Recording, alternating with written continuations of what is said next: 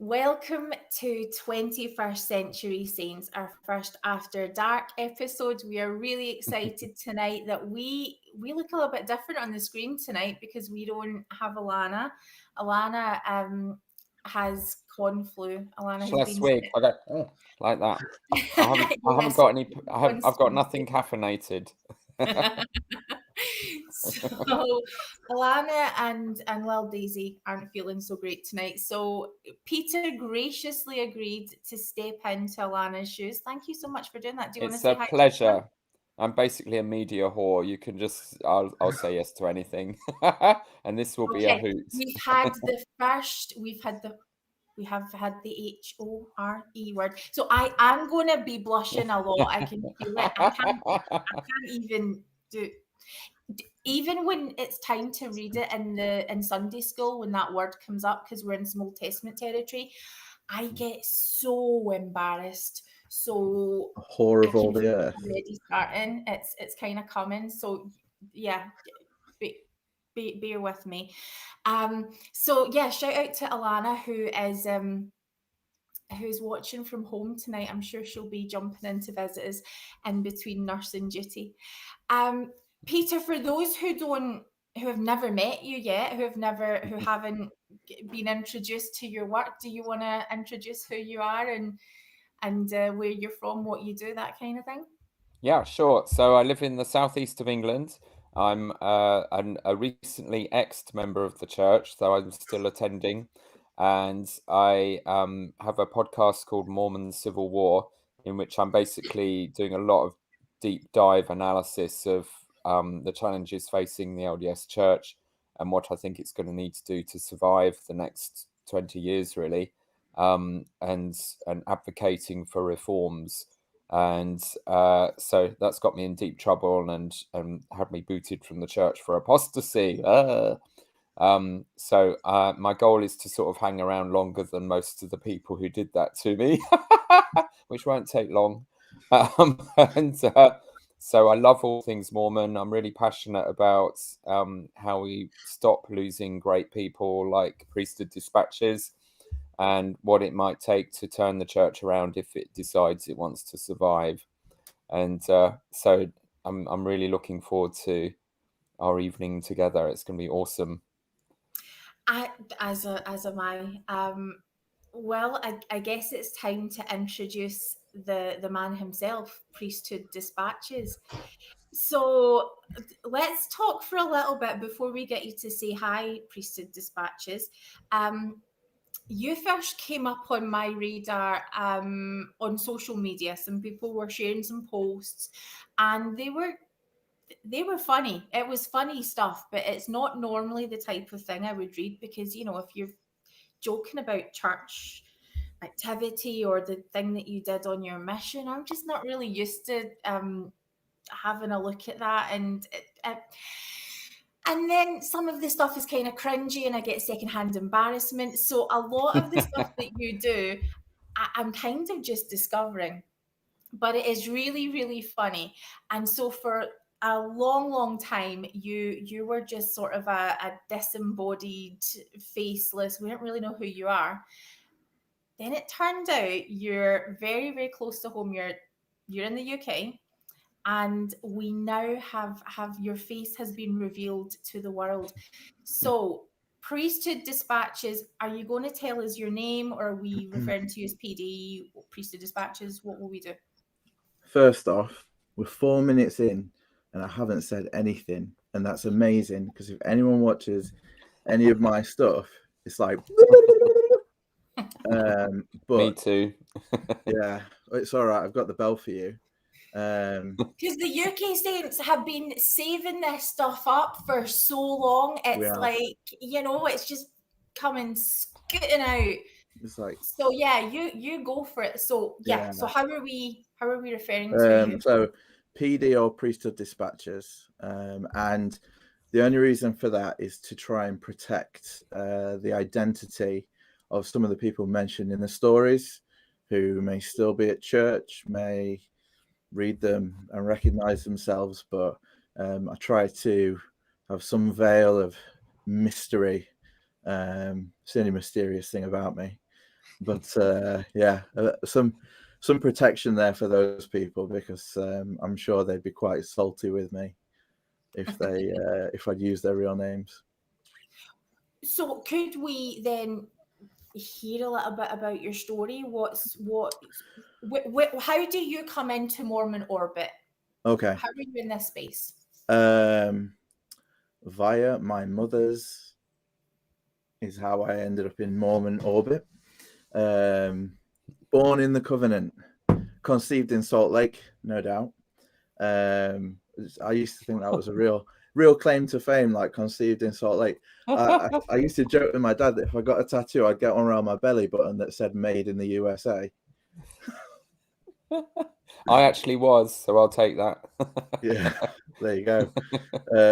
But yeah, so born in the Covenant, second youngest of 6, so 4 boys and 2 girls, and then grew up in England.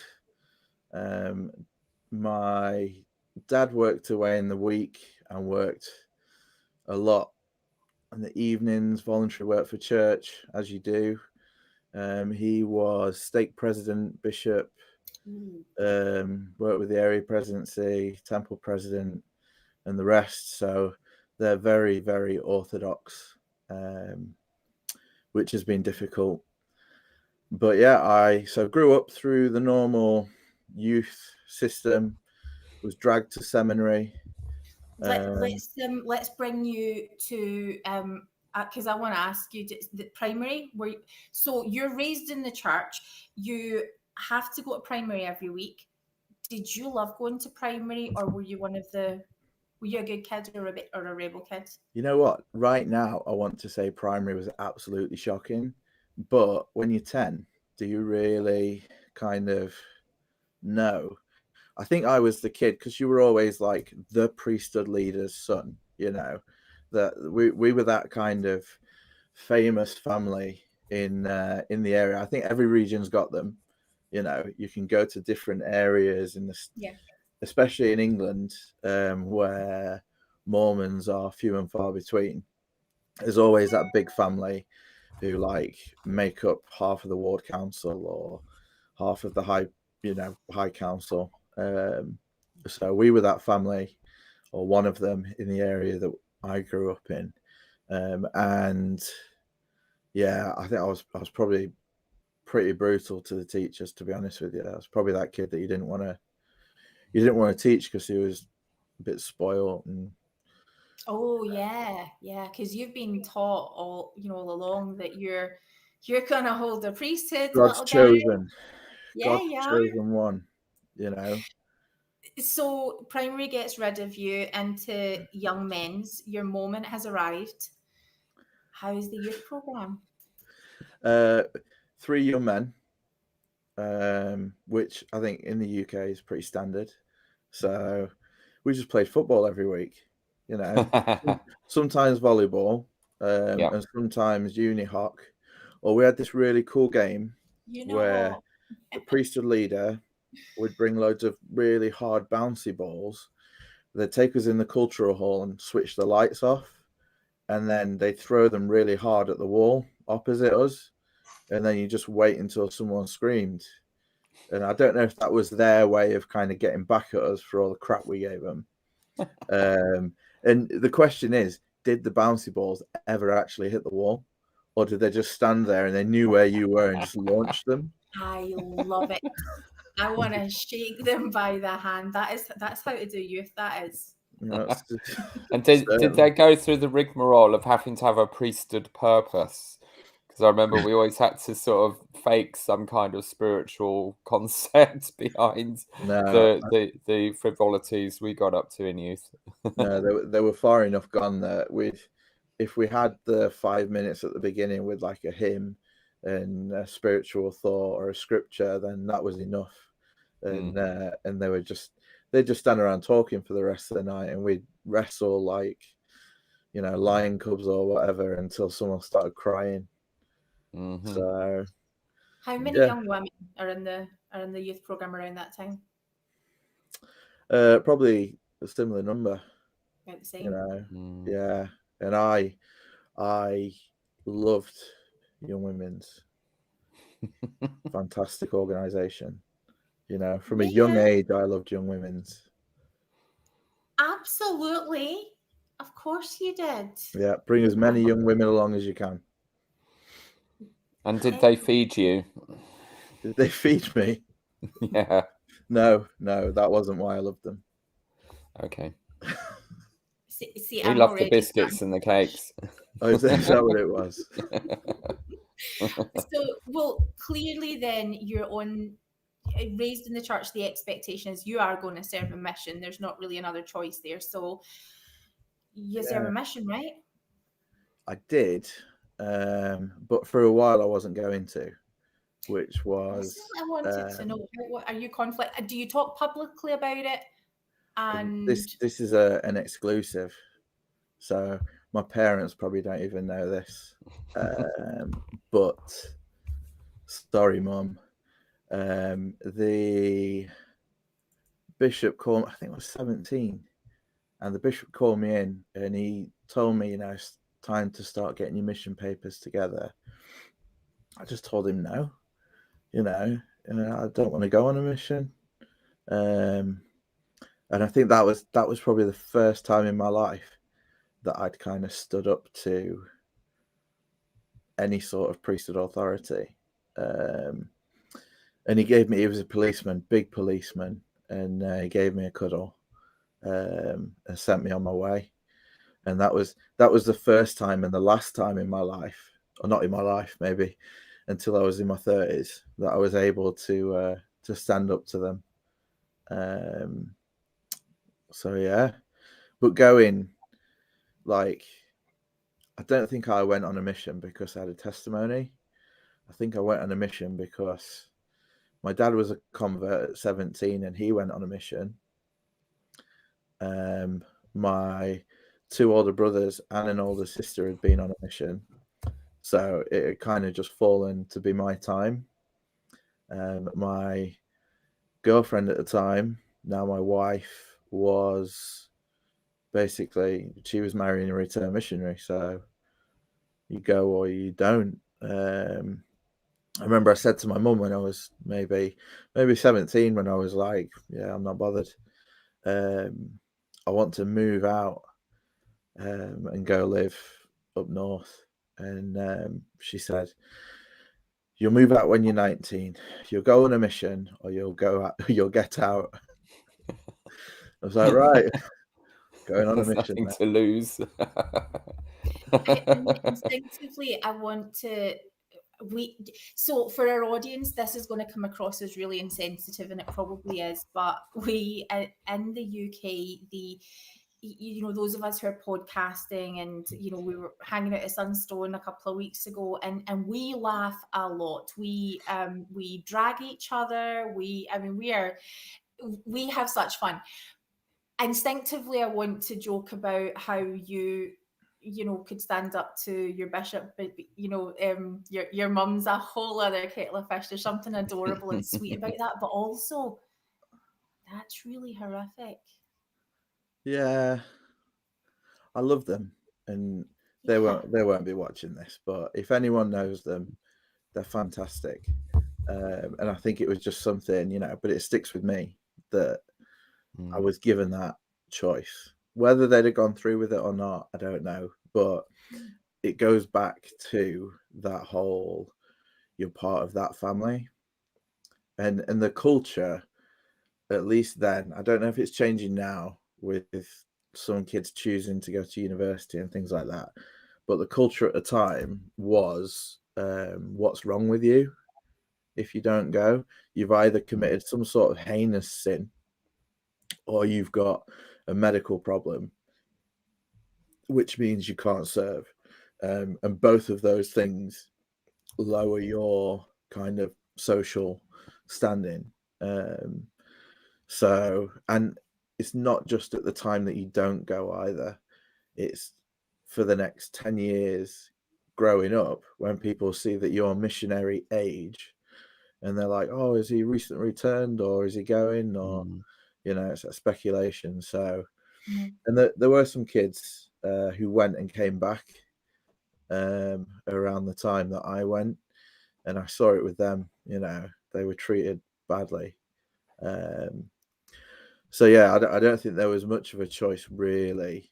Once you put it down to the cultural malaise and parents, you know, girlfriend, it was kind of like when you're 19 as well, and you've done nothing for a year because you finish college or sixth form or whatever it might be, and then you go to job interviews and they're like, oh, what are your 5-year plans? And you're like, oh, well, you know, I'll be working here in 5 years, you know, I'm going to stay. And then you're secretly thinking 9 months at most, you know, I want a few months off before my mission.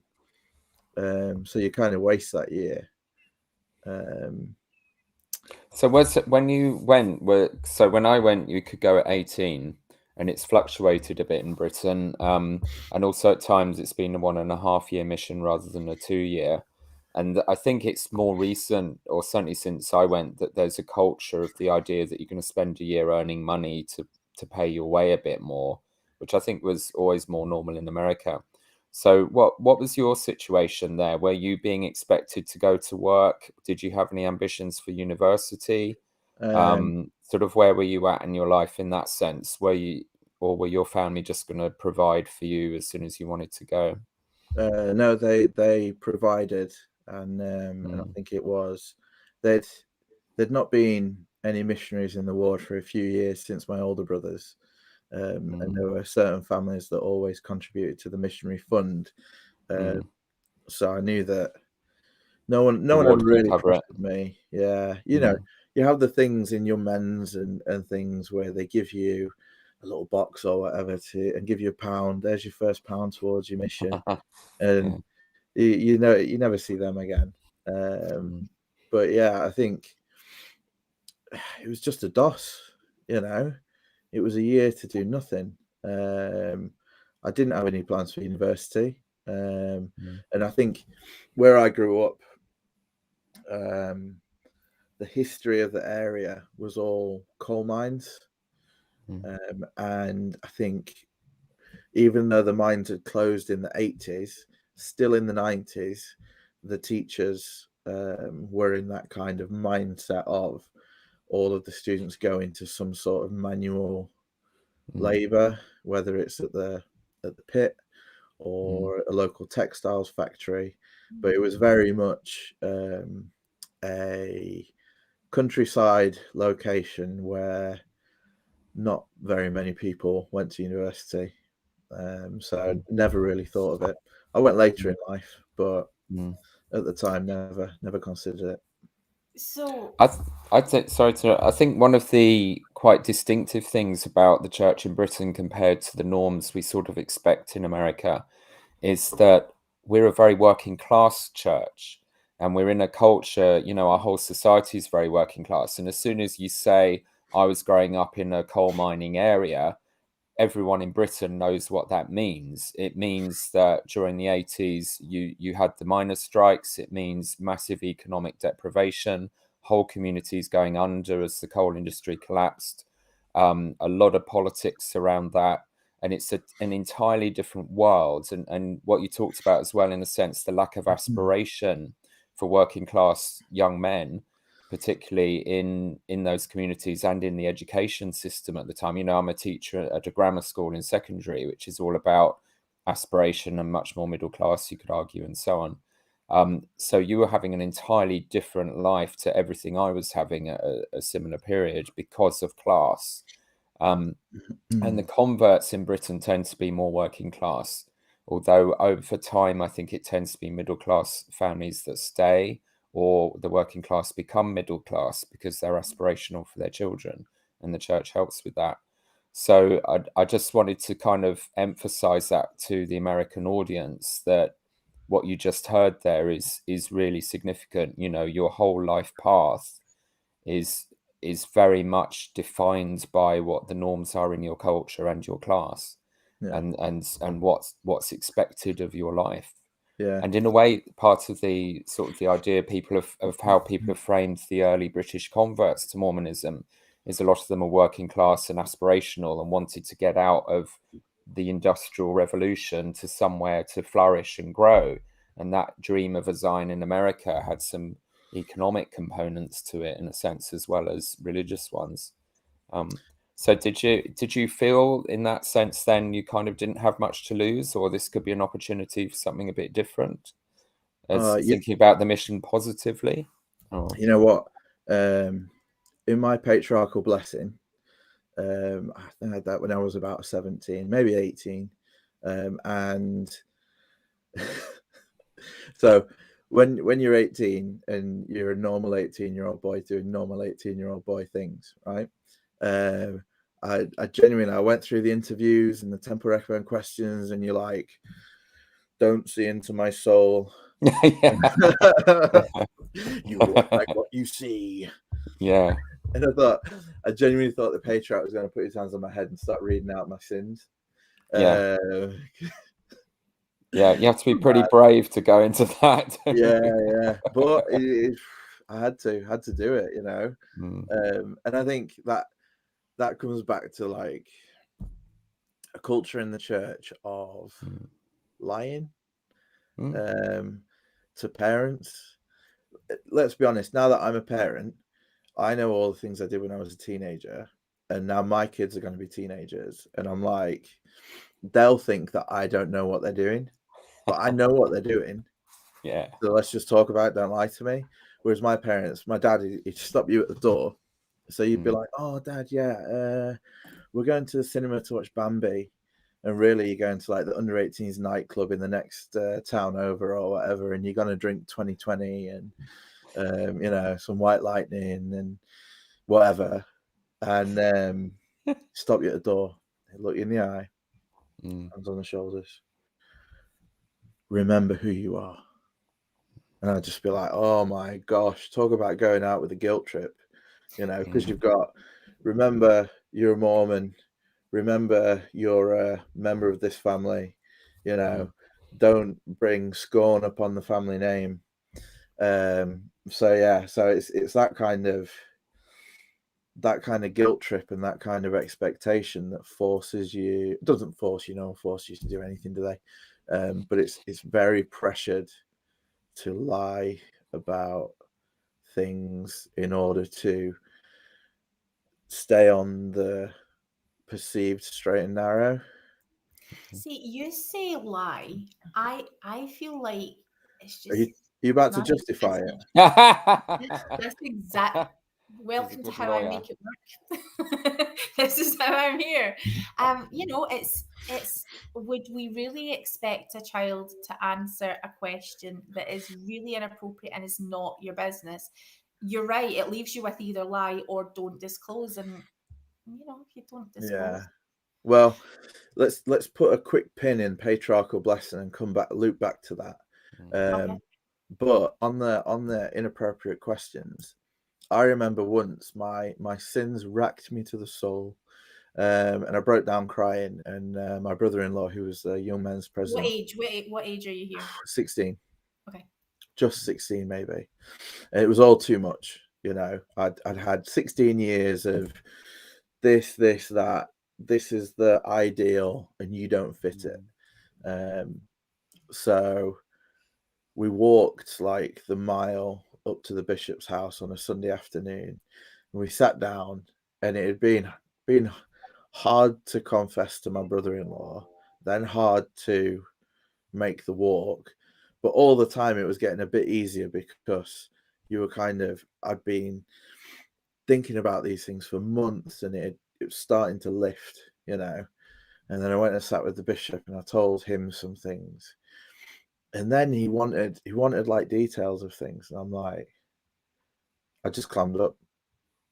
And can we, is it okay to ask, and please say if it's not an appropriate question? Are we talking about, he's asking sexual questions? He's asking normal teenage development. Yeah.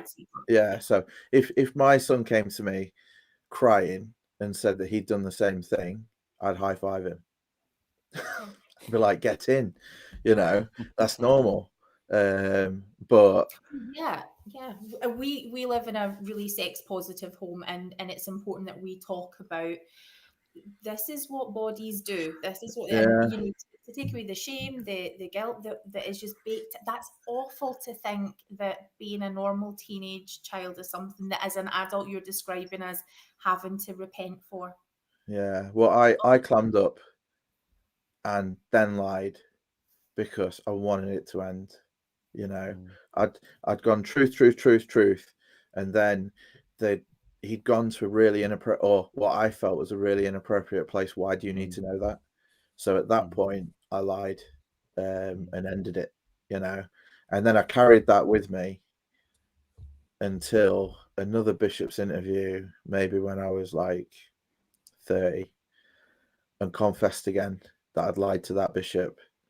You know, and it was always kind of there, that sin that I'd not repented properly because yeah, I lied to him. Oh my gosh, I would love a new car for serving a mission. I got jack squat. Me Peter, too. do you I'm want to like shout out on.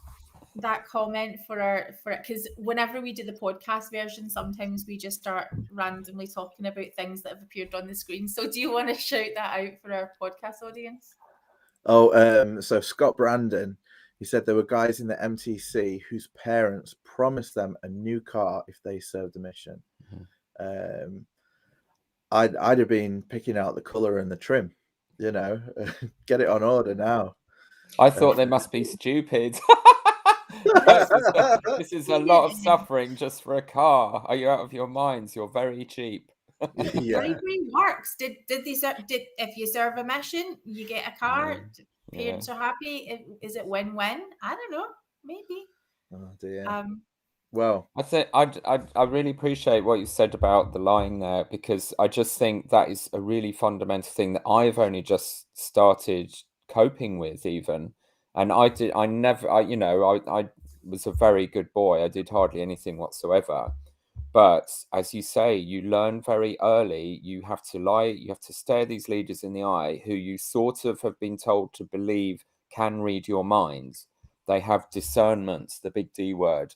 And you sort of believe they do, and that can go on for decades, and you are racked with guilt because there's something in what the way I frame it now is, if I could go back to my younger self, I'd just give him a big hug, pat him on the head, and said, yes, don't tell these bastards anything, just don't. This is a complete invasion of your privacy. It's not healthy. They haven't got any positive way to frame sexuality whatsoever.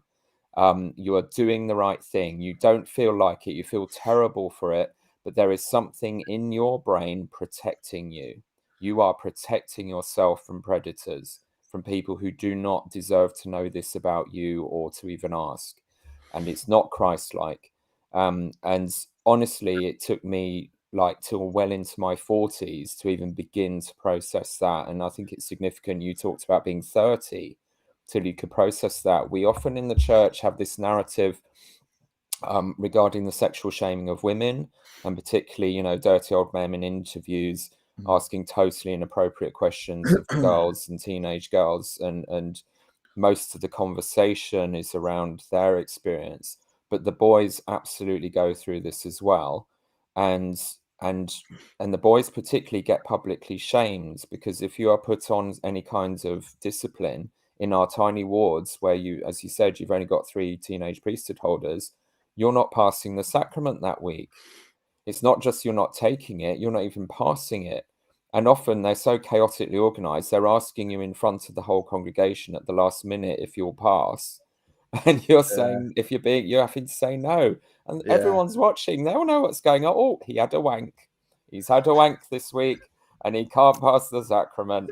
And, so he can't with dirty hands like that. Yeah. And so this is something, where I teach mostly boys secondary school. So I'm quite protective of the experience of young men in any system, and that is what they do to the young men. And the girls don't have that because they're not public. They're not, they might not take the sacrament, but they're not in front of everyone, obviously not blessing or passing the sacrament that Sunday. And I think that whole system rapidly teaches young men especially, but I'm sure the young women as well, to lie, to just and to protect yourself. And it can take decades to actually process that. And all the time you're being a missionary, you're blessing people, you're blessing the sacrament, you've been told that no unclean hand should touch any of this stuff, and you're feeling terribly guilty because you know your hands are not that clean. And you live with this for year after year, and I think it just disconnects your soul. It's a bit like Voldemort, you know, dividing his soul into the different Horcruxes, or double think, you know, to use the Orwellian term, that you end up living your life in these separate boxes and not able to be honest about them or integrate them. And I really think that takes a toll. So I appreciate you sharing that. Yeah. It was pretty. Where's Jane gone? I don't know. We've lost her. I was going to say, I'm looking around the room, and she's not here. But she'll I guess come back. we'll wait for her. But carrying on what you're saying. So I was put on probation, which no sacrament, and I couldn't take part in anything. I just had to sit. So teachers were told not to ask me questions, and then you know, like, everyone thinks Mormons are good Christians, and I'm sure there are some good Christian folk out there, but one thing Mormons are is bloody gossips. But if someone comes like this, I've found there's one thing that Mormons like love more than anything else, and that is a good bit of gossip to chew on. And if someone comes and says, Priesthood Dispatches can't say any prayers, and you're like, why? And I'd be up there, you know, I was always deacon's quorum president, always teacher's quorum president, assistant to the bishop in the priest quorum and different things. But then all of a sudden, you're a priest, you can't bless the sacrament, you can't take the sacrament, you can't do any of the, like you say, the stuff that you normally do. And people notice. So, but once I lied to my bishop, and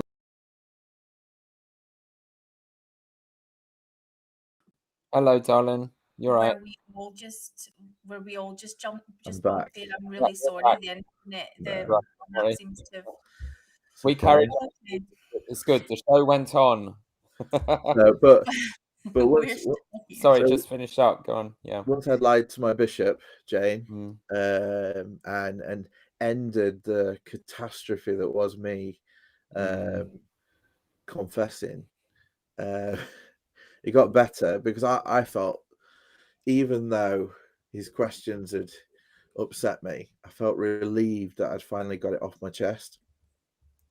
So then we walked home the mile, 15 minutes at most, and the news of what had just happened beat me home.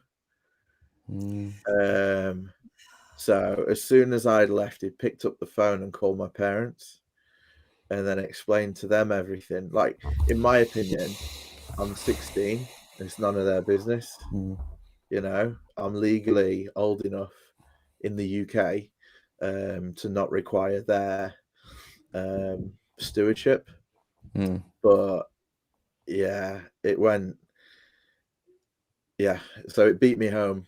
I think my dad had gone out angry, and my mum called me and took me straight up to her bedroom, and just sat me down and told me how disappointed in me she was. Oh no! So I felt great for about 10 minutes, and then it got bad again. So Alana has a question. She's asking, just curious, knowing what you know now, if you went back, would you do things differently and not feel that you had to confess? Oh yeah, hell yeah. I'd be. There was, because it's almost like mental abuse, as you were saying, Peter.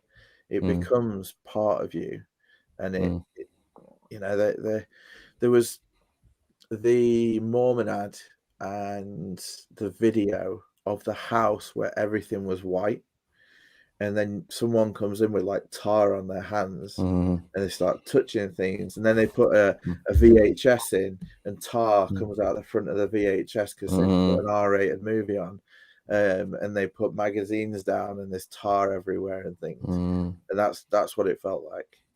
You know, everyone else was on it and doing what they needed to do, and then you come in and you just like, ugh, I'm sullying the house. So, but let's just make really clear that that's not the case, that that's not true. Just for, you know, the fact that people are listening here and people have all different types of parenting styles or different personal experiences, that is not true. That we have a special needs child, and we've made really clear that, you know, when he has personal time, that we close the door, we walk back out, and we don't need to discuss it ever. You know, if it's normal, healthy behavior, it doesn't need not only an audience discussing how healthy it is or not, or, you know, making you feel shame over something that's so, it's just bizarre to me that we still expect children to keep on have to putting themselves out there like that. Sorry, I interrupted you. No, it's fine. So I think before we left on that tangent of confession, we were talking about the year before the mission, and the patriarchal blessing is where I went to. I didn't know what I wanted to do in life, or where I wanted to go, but then my patriarchal blessing said that after my mission, after I'd served an honourable mission, I would know what I was supposed to do, and I would preach the gospel to the world, and I would, you know, people on all continents would hear my voice. I would be a judge in Israel, and all these wonderful promises where you think, right, that means I'm going on a mission to Russia or China or somewhere. I went to Leeds. Oh dear. When I was waiting for my mission call, no one was allowed to say the word Leeds anywhere around me. I'm so sorry, because like everyone in my state was being sent to bloody Leeds, and I was like, "It's grim up north. I don't want to go there." Well, I lived right on the mission border, like a mile from the mission border. No, yeah. So I had a friend who left our ward to go and live in the Midlands somewhere, and he got sent back to our mission and our ward as a missionary. So he was literally knocking on the doors of kids he'd been at school with. It just sounded like the worst scenario imaginable. I remember like coming around the corner at a bishop's house, and I saw like all of my friends from pre-mission, and they'd slept out on this trampoline. And I'm like, what are you guys doing here? And they're like, oh, there was a house party last night after the dance. And I'm like, oh, cool. And they're like, what are you doing here? I'm like, oh, well, I've got a teaching appointment up the road at 10:30. So we were just coming in to grab something from Bishop first. But I'd go places and you wouldn't realise that you knew people there until you were there on the first Sunday, and you'd bear your testimony and be like, oh, hi, I'm Elder PD. And then they'd be like, oh, I know your mum, or I used to babysit you, or, you know, all sorts of things. So, yeah, it sucked. Two of my brothers went to Canada, Calgary, and me and my other brother went to Leeds. So there are a couple of things that I want to ask, because I want to ask a little bit about your mission, because you're the king of stories. So I know that you're going to have had an interesting mission, or things that have happened that are interesting. But I want to kind of revisit for just a second. You know, as you mentioned, Peter, we do have a worldwide audience, which actually, shout out for your state president. Your state patriarch. They got that right. I mean, people are hearing your voice all over the world. So I'm going to call that okay. a win. I don't think there's quite many like that to the bank. But yeah, so my non-member husband, I remember him feeling very confused whenever he would see young missionaries coming, and, you know, like, why are you having this kind of break from your education? And for the most part, they were sort of saying, well, you know, it's okay because things sort of line up in America, things are sort of lined up so that you, when you come off your mission, you kind of more or less know what's going to happen. I'm really generalizing. How is that different in the UK? In that you have been going to young men's where you know how your life is going to be mapped out, and yet there isn't that same focus on education and what you're going to look like in that area. How is that even possible? Was it missed, or was it not your thing, or I just, you know what, the Lord provides. He didn't Mm, provide squat. Sorry, like manna from heaven, still waiting for that one. But like, you just always told at 19 you'll go on a mission. So anything before then is a total waste of time.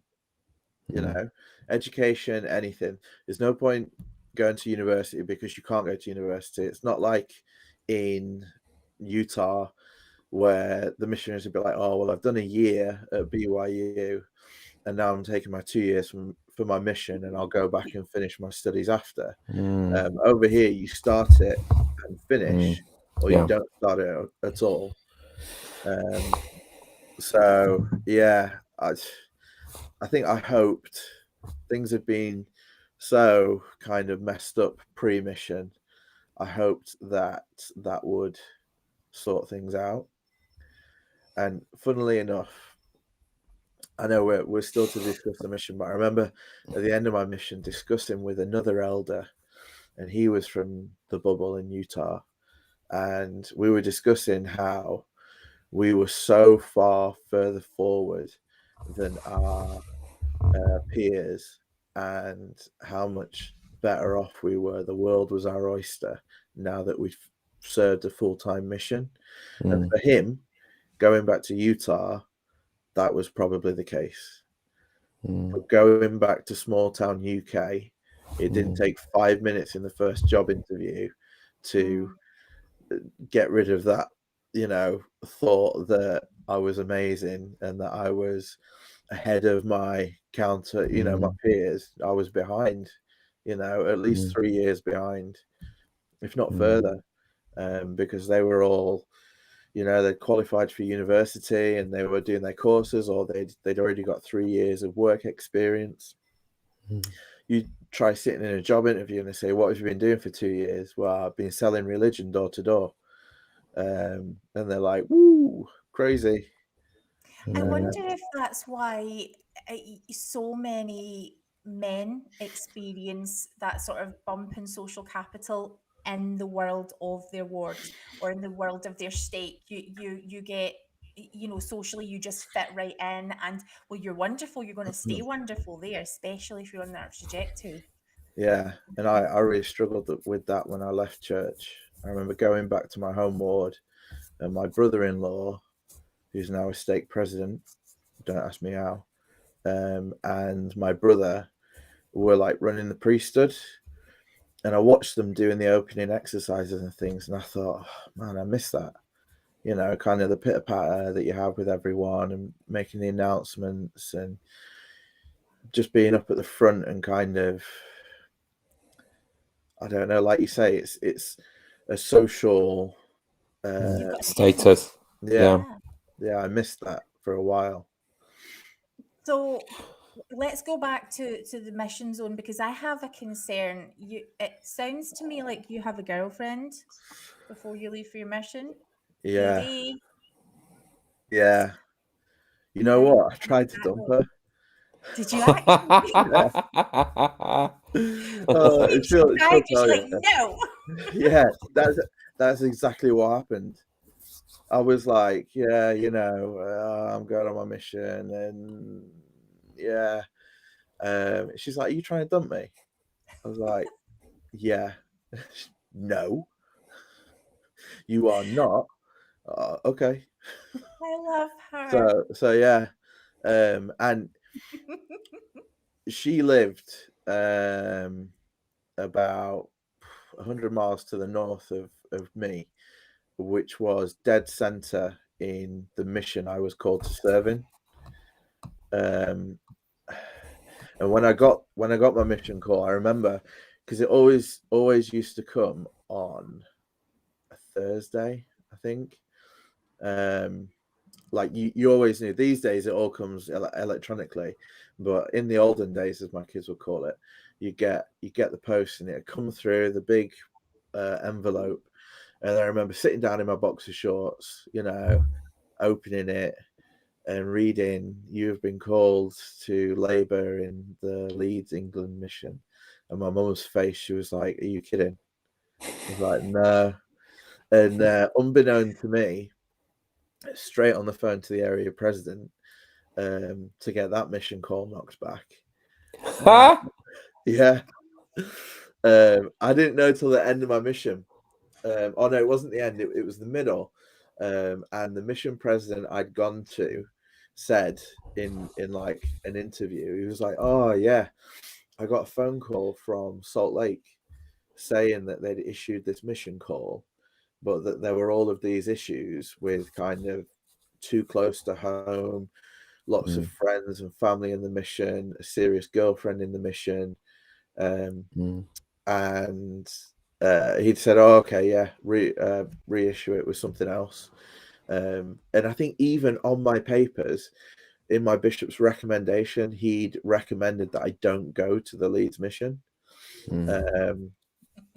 So that apparently they said to the mission president, "That's fine, we'll call him somewhere else, you know, an apostle will see me on a different street corner this time. But you'll have a threesome for a couple of transfers, you'll have an odd number." And at that point, the mission president was like, "No, send him, we'll deal with it." You know, so there was like there was the mission map with all the zones, and they were like, "You can't serve in that one, you can't serve in that one, or that one." And then when it came time for like general conference, on one occasion, there was, in the stake that I was serving in, my girlfriend's grandparents lived there, and there was word that my girlfriend's family were going to be visiting the grandparents and going to conference in that stake. So that word got to the mission president, who then called me, who then called my girlfriend, and tried to kind of correlate where we were all going to be so that we didn't come together. And there were a few times like that, you know. I remember we'd drive past her on the street and like slow down, beat the horn and wave and everything. And the other elders would be like, "Oh, Elder, what are you doing?" I'm like, "Oh, it's my girlfriend." They'd be like, "What are you talking about, Willis?" So did you actually get together with her at any point? Did you find a way to meet up? No. She's being a good girl. That would have been tough. Yeah. So we had a few extracurricular phone calls towards the end, but you know, I was a zone leader by then, you know, and there was nothing they could do. So mobile phones. I can assure you that having I got to escape. I went to the Florida Tallahassee mission. Oh, you're lucky. So I was expecting. I know exactly, and I was expecting like tropical beaches and Everglades. So I actually ended up in the armpit of Alabama for the whole time. Had a blast. Absolutely loved it. But yeah, 3 of the missionaries I served with ended up marrying sister missionaries in the mission. So the choreography doesn't matter. You'll find someone to marry wherever you are. Yeah. Well, there are a few times that we'd make drops. So, you know, a lot of missionaries carry a lot of crap with them, and they can't do anything with it. Yeah. Whereas I would be transferred around by my brother-in-law. He'd come and pick me up and drive me to my next area, because he knew the mission president.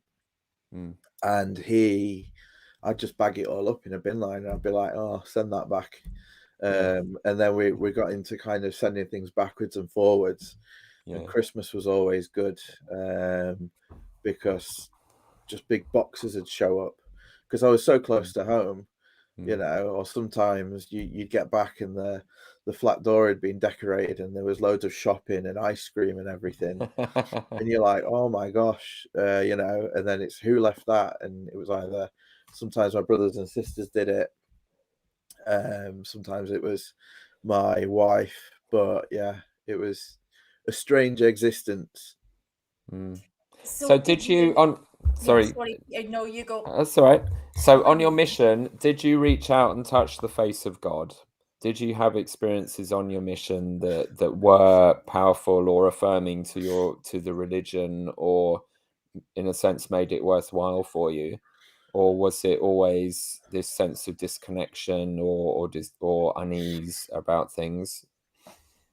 So at the beginning of my mission, I went into the MTC in Preston, and I'd never been kind of greenhouse like that in my life, with the intense, you know, you're going to do this every night, a walk up to the temple. It was summertime as well, so it was very much a hot house for preparing you. And then I got out of there, and I remember we were teaching some Chinese investigators, and there was a sister or a female investigator, and we'd given her the 6 discussions, and at the end of it, I bore my testimony and I asked her to be baptized, and she said no, and that floored me. I went back with my companion. I said to him, you know, how can she not? Well, I've just given her like the most amazing discussion and testimony. Like, how can she say no? So that was, that I guess that gave an impression, or gives an impression of how greenhoused we were. You know, they take you out of a normal kind of rebellious life, and for 3 weeks they absolutely pummel you with it. So at the point that you leave the MTC, you're like, everyone's just fresh meat to be taught. So at the beginning, yeah, I think I had an idealistic view of being a missionary and teaching people, and I was going to save the world. But I think at the beginning as well, I struggled a lot with my companion because so I think this kind of goes back to something you were saying earlier, Peter, about the difference between school life in small town UK and school life in Utah, where, I mean, I've not experienced it, but my companion would always tell me about these, you know, cross country basketball trips they'd go on, and he was, you know, he was well built and championship wrestler and different things, and I was just this pudgy kid who he was going to whip into shape, and he would physically abuse me to humble me. I know on the blog this week we had the Bear of Leeds, which was another missionary at the same time as me in the mission, and I'm sure, you know, for years I thought that it was like locker room fun or whatever, but he would just at random times in the flat just tackle me to the ground and perform humping and different things on me and scream my name and kind of tell me that he was humbling me. And he went on to be AP for about 18 months of his mission, because he extended two transfers at the end as well. And I feel bad because he went home and he's passed away now in a tragic accident. But that kind of alpha male. Yeah, there it is. So Yeah. Jock. So I know that it's probably important. You mentioned one of the stories that you posted on your blog, and it's really powerful, and the experience that you're sharing is similar. That you know it's important that we give out trigger warnings where we can. I know this is really difficult, but let's just frame this the way it needs to be framed. I think it's really important. First of all, I think that for especially a man to talk like that, it just happens so less frequently. It's so much easier for people to joke about it, to write it off as, which I did see in the comments of people talking about it as hazing and framing it that way. I don't think calling it alpha male is what it is. It's abusive. It's is what it is. Alpha male is, I think, something that I can kind of understand and get my head around. That is abuse, and I'm so sorry that happened. Yeah, for a long time, I think I told myself, or just ignored it as, there, because you always look up to the American ideal. You see it on the movies and different things with the driving and the football players and different things, and they'd have the Letterman jackets and everything, and you're just this come from this third world country, Yeah. called the UK. But yeah, so we always looked up to them, and I just put up with it. I think one time I tried to fight back, or I think I tried to get him, whilst he was kind of caught unawares. I was like, well, I'm going to get you. If this is like a backwards and forwards, there's been a lot of you and not much of me. So I tried to tackle him once, and he did some wrestling move, and I remember he pushed me down next to his bed, and he grabbed me by the ear, and he slammed my head into the mattress repeatedly for about 30 seconds, and he was like, "Don't try it again." I'm like, okay, But I was just a greenie, To me, that's what our mission was. I'd gone into this environment of the alpha male, and I had to find my place. And all through school, having been the Mormon or the Bible basher, you were constantly surrounded by alpha males because you were automatically put to the bottom of the social standing. So I was used to it. Yeah, I was and there's a used to. power dynamic there too. When people have the priesthood, and as we talk about the power that and not only have they are these priesthood holders who you don't really get taught a huge amount at that age about what unrighteous dominion actually looks like. I mean, you hear about it theoretically, but we don't really talk about this is what it looks like. And you are the younger one, so someone's in charge, and it just sets us up for all sorts of, and I think that's why, and I genuinely do mean this, there have been some stories that have been broken in the Mormon sphere over the past few years that have rocked the Mormon world. Missionary, involving missionaries, involving children's interviews and children with bishops.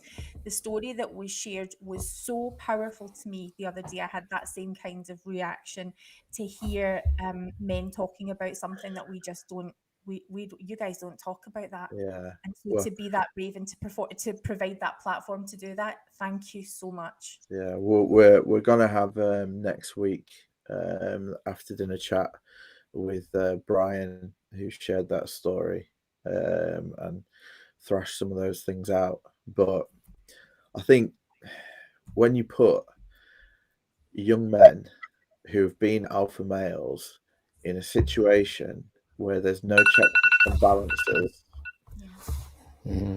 what did they think was going to happen? Yeah. And this becomes a microcosm for the whole church, I think, in the patriarchal system.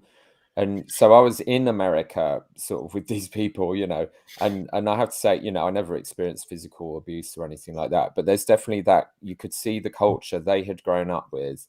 And there is this sort of Wild West thing, in the mountain west of America, they really are cowboys. Like, they know who cleared the forests and came across the prairies and herded the cows. And so they do still very much, and I was in the Deep South as well, which has also this kind of the rebel attitude that we will rebel against authority, like our Confederate slave-owning ancestors did in the Civil War.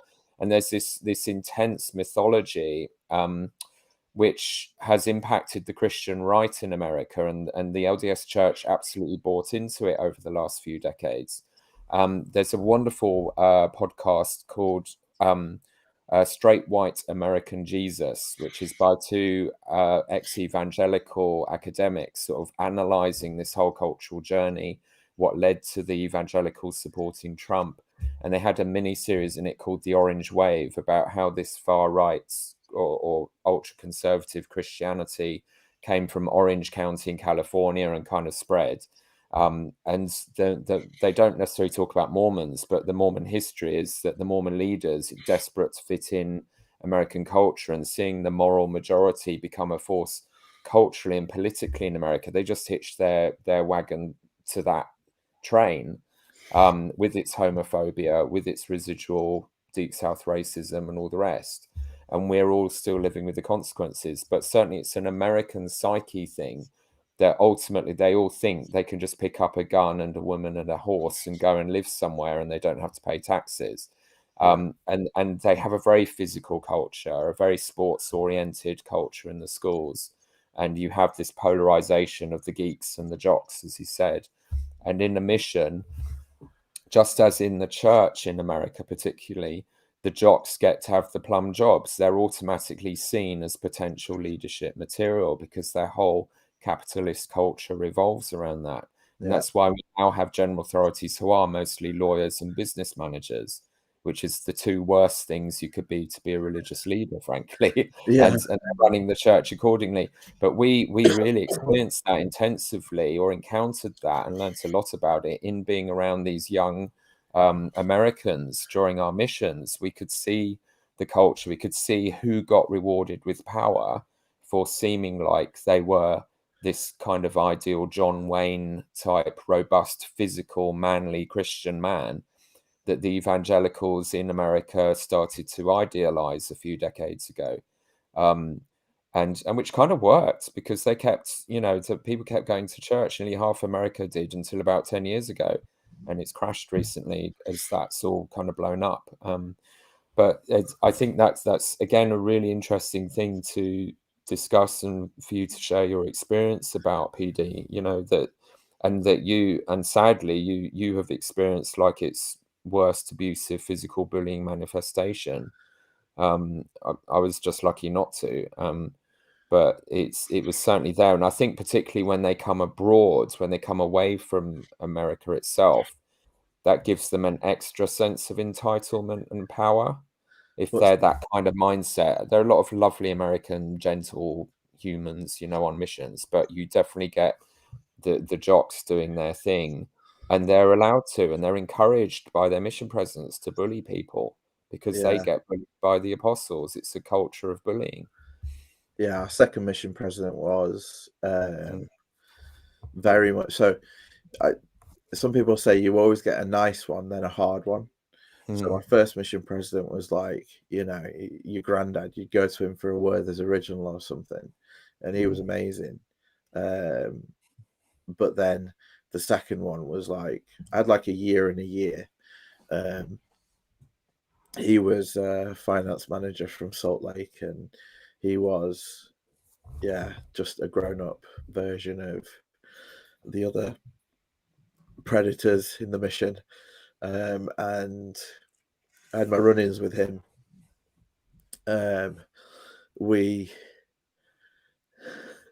So I tell a story in the blog called Because I Got High. And this is probably one of the moments when you say touch the face of God. This is one of the moments that I saw as being like my Martin Harris moment. Or was it Martin Harris? When they came to Preston, Truth Will Prevail and all that. And they had the marching legions of Satan's army coming through. And then once they stood up to that, they converted half the country. Who was that? That's probably Heber C. Kimball, maybe. Maybe. So this was my Heber C. Kimball moment. Yeah. So I was on to my third greenie. I'd already sent 2 home, which is just craziness in itself. And so many stories, but this one, we were in an area and the work was dead. There was nothing going on. We tried and tried and tried. We'd knocked on countless numbers of doors. The area had the largest Orthodox Jew population outside of Israel, and it was we were living in Little Jerusalem. So they'd got like the butcher next door with blood on the door frame and all sorts of things. So yeah, there was nothing going on. And then we started to see weird things in the flat. Now, I'm a civil engineer now, and when I think of things logically and cause and effect, I can see what was happening or why it was happening. But basically, we lived in an upstairs flat on a long terrace row, and there were no doors in the flat. Or there was one door, a bathroom door, but all the other doors were just doorways. So it meant that drafts would just fly around the flat, like no one's business. But then it'd mean you'd get hit by a weird draft, just feel cold all of a sudden, or the lampshade would start to just move and then stop. And my companion, who was a big lad from London, and he was massive. He was a big bodybuilder. He got a really deep voice, and he was getting really weirded out by it all. And then one night we went out and we came back, and there was an electrical fire, and a plug socket had caught fire. And our bishop, who lived just over the road, was an electrician, so we called him straight away. And he came out, and I don't know the mechanics of that, but it was a weird fire. It was like a freak thing. And we were like, oh my gosh, it's Satan trying to get us. And then we went to say our companionship prayers. And by this time, we'd got mobile phones as missionaries just. And I had this weird voice from across the room. It was a female voice. And I was like, what is that? Listening closer, pause the prayer, just hold on a second. I could hear a female shouting across the room over from where my bed was. And it was underneath my bed. And as I got closer, I could hear this voice, Elder, Elder. And it was one of the sisters in the zone. And somehow my phone had dialed their number. And they were in the middle of their prayers, and they got this like heavy breather, and all they could hear was us in the background kind of like whispering our prayers. So they were trying. I thought it was some like spectre, someone was coming through from to the me. beyond. Yeah. It wasn't. Can I just say the voices on the phone do not account for the breezes? Are we certain? Did you use the priesthood? Did you? No, it gets worse. It gets worse, right? So after the electrical fire, we were pretty like scared, and we had the bishop come round and bless the flat and do the the thing. Voice. That is how it's done. Yeah. It didn't do anything. No surprises there, but we had this experience with the phone, and then some other people said as well, oh yeah, you've been leaving us random messages, and I'm like, I was clearly butt dialing people whilst I was praying, and I'm like, what that actual? Okay, so we go to bed one night, and my companion had been complaining of cold feet in the night. Now he was long anyway, So his feet hung off the end of the bed, and I'm like, just make sure the covers cover your feet. And we went to sleep, and I had a dream about being at someone else's home from before my mission, and something was chasing me through the house. No one else could see it. And I was running through the house, and then I came into a room that I didn't recognize, and I turned to the side, and whatever it was caught me from behind, and it flipped me horizontal, and it just threw me towards the ceiling, and I saw the ceiling tiles come and hit me, and as I hit the ceiling, I woke up and I dropped back on the bed. Oh. And I was like, did I just drop back on, like physically felt like I just dropped back on the bed. I shit my pants. Right? So I'm laid there. I would watch this movie. This is awesome. But then it gets worse because my companion, bless his heart, is fucking massive, right? And he's in the corner on the other side of the room, and I can't see him because it's dark. There's no doorways, so you can see just shadows through doors. So my mind's going 10 to the dozen, like I'm about to be eaten by a demon. And then the demon arrived. My companion let out the deepest, darkest laugh in the corner you've ever heard. He was like, hoo, hoo, hoo, green giant. And then nothing. And I sat still for like half an hour waiting for him to stand up and eat me. Like, I genuinely thought he was possessed. Like, it was such a horrible sound. And then he farted. He farted and let out a giggle, and he's like, better out than in. And I was like, oh, thank fuck he's back. I was like, I genuinely thought we were being done in. And he said that he had been pulled out of the bottom of his bed onto like a chair that he had there at the same time that I fell. He doesn't remember laughing. So it's like 3 a.m. No. 3 a.m. I'm absolutely like, my magical knickers could not hold the excrement in. Right? So I call the zone leaders who were clearing another city. I was like, come and pick me up now. And we went out on the street, and that was it. That door was shut. I was not going back in there.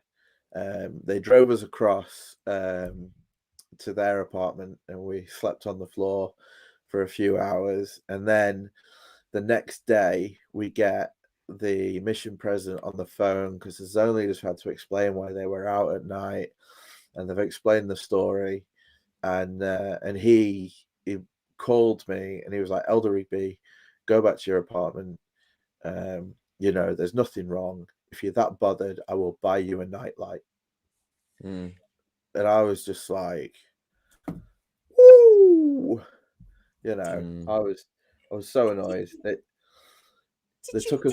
made you go back? Yeah. He was just like, you being a little girl. He offered me the nightlight, and then the nightlight story spread like wildfire through the mission, because either someone heard it and laughed their ass off, or he was in a room with other missionaries when he said it, or he just told them because he was a dickhead anyway. Sorry guys, I really don't like him. And yeah, he offered me a nightlight, but here's the Heber C. Kimball. Okay, the next day almost, we get a phone call from a member saying that there is a new member in the ward, and it was a lovely lady from Malawi, and she was a political asylum seeker due to a new regime. And she had been baptized in Malawi, and the church local leadership had hidden her in Malawi until she could get out of the country.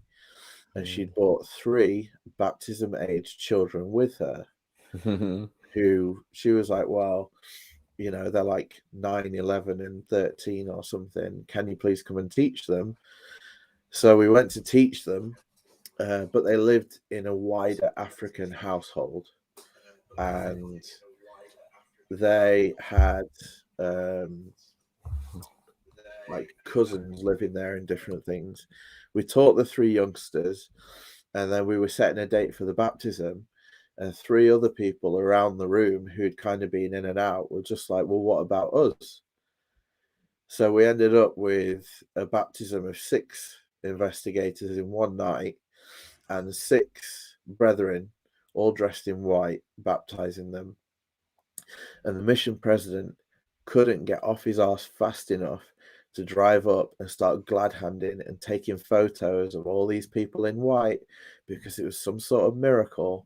And then at the next zone conference, he went around trotting out the Heber C. Kimball story about the Devil's Legions and how the Elder PD and his companion had stood up to whatever in this experience, and they had been rewarded by the Lord with 6 baptisms. And I was like, you absolute cockwomble. You know what I mean? I'm like, do you want a nightlight? Yeah. Yeah. Yeah. So that was my come to Jesus moment. I was like, yeah, I was amazing. I feel like for our American audience, we should probably explain the I don't know, colourful terminology there at the end of the story, because Cockwomble. yeah, who first? Because some of the audience who've watched some of the whole Brit Avengers thing weren't sure that was an actual word, right? You know what? You don't really say that, right? Yeah, it's a word. Yeah. Like, it's my favorite. This is It's the good. favorite thing that I call people that piss me off. You know, It's better than bollocks. It's like bollocks is great. absolutely. Anglo-Saxon swearing. Cockwomble is just like finessed, you know. Yeah. Yeah. There's And here's use it with how finesse. I first came across Priesthood Dispatches. There's this blogger in America called Go Goff, who's just the most arrogant, ignorant twit imaginable in Mormondom, and he's just a product of growing up in Orem, Utah, and never being outside the bubble. So your entire worldview is regurgitated. You know, he is the product of what never leaving the bubble makes you think is true in the universe. And he does these long patronizing, somehow someone's married him, bless her, patronizing posts, and he's got quite a big following. But people just queue up to tell him what a twit he is in the comments, and he blocks you. So I lost about 5 minutes after I deconstructed some of his nonsense. And I just remember, and I was saying to Priesthood Dispatches, yeah, one of the greatest moments of my life online was when I saw someone just called him a cockwomble in the comments, which is like this really British term that you don't hear that often, but is just genius. And I said, was that you? And the answer was, yes, it was. Yeah, I got blocked so fast. So that's how I first met Priesthood Dispatches online. He was the guy that called Go Goff a cockwomble, and I've loved him ever since, even before I knew who he was. But you know what? The whole cockwomble thing doesn't make. There's no sense to it. A womble is from Wimbledon and collects trash, so they're like a good thing. It was a TV show for children in like the 80s. The Wombles of Wimbledon. Right, can we all sing the theme tune? Are we ready? Underground, overground, wombling free. The Wombles of Wimbledon, common are we. There you go. Oh, that is probably the finest moment of my life. Oh, it's a watershed moment for 21st century saints. Absolutely. But so Wombles were just these lovely little, like Uncle Bulgaria and stuff, you know, lovely little TV characters. And a male chicken, there's not that much that's too offensive about it. But put those two things together, and you have quintessentially English, just hatred, you cockwomble. So there's I no didn't going quite back from like. that. I remember someone, is it, I think, friend of the show, Logan, if you're out there, I remember he was asking, I believe it was Peter one evening on a thread somewhere, is that a real thing? You guys are, no. Well, apart from fixing the church, the Brit Venger's purpose is to broaden the Utah Mormons vocabulary. Basically, with every other week, I'm getting like, oh, I was listening to your podcast and I love it. This is our favorite word now. Guys, Just say something random and they love it. So yeah, we teach them our swears. This is important because you cannot rebel until you can do satire, which is why Priesthood Dispatches matters. So Thank can I you. just ask, in a way, a sort of serious, we've waded through some heavy duty, grim stuff there, and let's do more of it. Why not? But would you say that, because in a sense, your contribution to the scene is something, the way you described it at Sunstone Convention a month ago or whenever, I just loved it. Was something like, whatever your experience in Mormonism, whether you're still active and totally committed, or if you've walked away, something we all have is our stories. And you just have these unique, often absolutely hilarious experiences and your purpose with your podcast is simply to provide a place for people to tell their stories. And I loved that. And I thought that was, in a way, quite a profound healing thing, that even if you've been completely disillusioned with the church and left, don't want to touch it with a barge pole, to still feel that you can own your experience and being in that culture and everything it meant, and the story and the fun, the stupid, amazing experiences we've had. So I really love that that's something you're providing, and you just see the value of that in itself as and I do think it goes deeper than just being a place to have a good giggle, which is more than good enough in itself as a reason for anything. So would you say that you personally, a lot of kids who've experienced bullying in any situation, you say that secondary school was quite tough for you at times as well, they will often respond by becoming the comedian, by becoming the clown, by telling the stories, because you can't play the alpha male game. You're not going to be the sports jock. You're not going to be the popular kids. So your defense mechanism, and a lot of comedians describe this, is to be the storyteller. Absolutely. So is this something you've come to later, or is it something that you kind of have developed all along, would you say? No, I think it's always been there. So an experience at school, I borrowed, or anyone growing up in a large family knows that you have to share everything. And there was one boot bag in the family, so a small, long kind of sports bag that you could put a pair of football boots in. It was PE. I was probably in like year 9, and I'd borrowed this boot bag, and I think the last person to have it must have been my older sister, because I used to get a lot of like kids throwing my bag around and things like that. And on this occasion, in the boys' changing room, that's what happened. Someone picked it up, threw it across the room, and a massive tampon fell out. Like applicator and all. So it was like 4 or 5 inches long. Like a javelin. Yeah. A mini javelin. I was just like, holy crap, what do I do with that? So like the ribbon started immediately, where are you gonna put this? Everyone get his pants off. So yeah, it started straight away, and it didn't take me maybe 5 minutes to give myself to kind of turn it around to taking a piss out of myself and saying, "Oh, you can call me Tammy Pax," and stuff. But it's that sort of thing. Like, I think that's like the go-to, isn't it? Survive.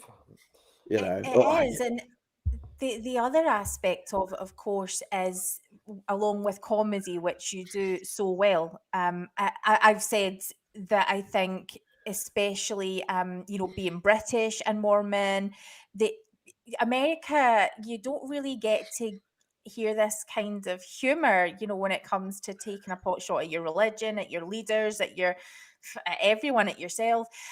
So it really is a breath of fresh air what you're doing. But there's also sadness that comes often with comedy. So how about, I guess what I'd like to do is maybe to ask in sort of framing of how come you're not at church? Because that doesn't normally come as an easy road. How come you're not an active member of the church? Would you like to take us from, I don't know, wherever you want to start that road? So served my mission, came home, married my wife 8 weeks later. Wow. And I never actually went home from my mission because my wife lived in the next town over from the mission home. I went home late that night and was released as a missionary on the way home. She was waiting for me at the family home, you know, and the situation was that my parents were so busy pre-mission with assignments from the area presidency that it was my girlfriend who sent me on my mission. She bought me my suit, she bought me my shirts, you know, and prepared me to go, almost like a mother. And then, like, in the MTC, an elder came up to me and said, "Oh, are you Elder PD?" Yeah. "Oh, I just got a letter from my sister who was at an event that your dad organized, and he just gave the devotional and said how sad he felt that he'd not had the opportunity kind of to prepare his son for his mission and different things." And I'm like, well, why am I hearing that through a letter to another missionary from another who came up to me in the canteen? So it was kind of like I went and didn't come back. So we went home and I didn't unpack and moved straight to the town where my girlfriend lived, and lived in her parents' attic for a few weeks before we tied the knot. So I did move out when I was 19. But and did the mission. yeah. Wow. But then, so elders quorum president, and then bishop at 23. Wow. So which you're in a was, trajectory here, like, oh yeah, this story like will write itself. Yeah. we were on the way. I remember visiting Salt Lake when I was like 23, and I've always been like the joker in the pack. And my humor, as Brother Norman says, it was dark. My mum would call it toilet humor, you know. And I even then I didn't have a filter, and I'd just be like, guys, if you don't like it, do one. But I remember going and people would be like, "You're a bishop," and I'm like, "Yeah, just this snot-nosed little kid." And then someone said to me, "Oh, go look for houses in the Salt Lake Valley because you'll need to live here soon and everything." And yeah, so we went through all of that and did what you do after being bishop, stake high council, and then we had some tough times mentally. I don't want to go too much into it, but I think it stems a lot from experiences in childhood,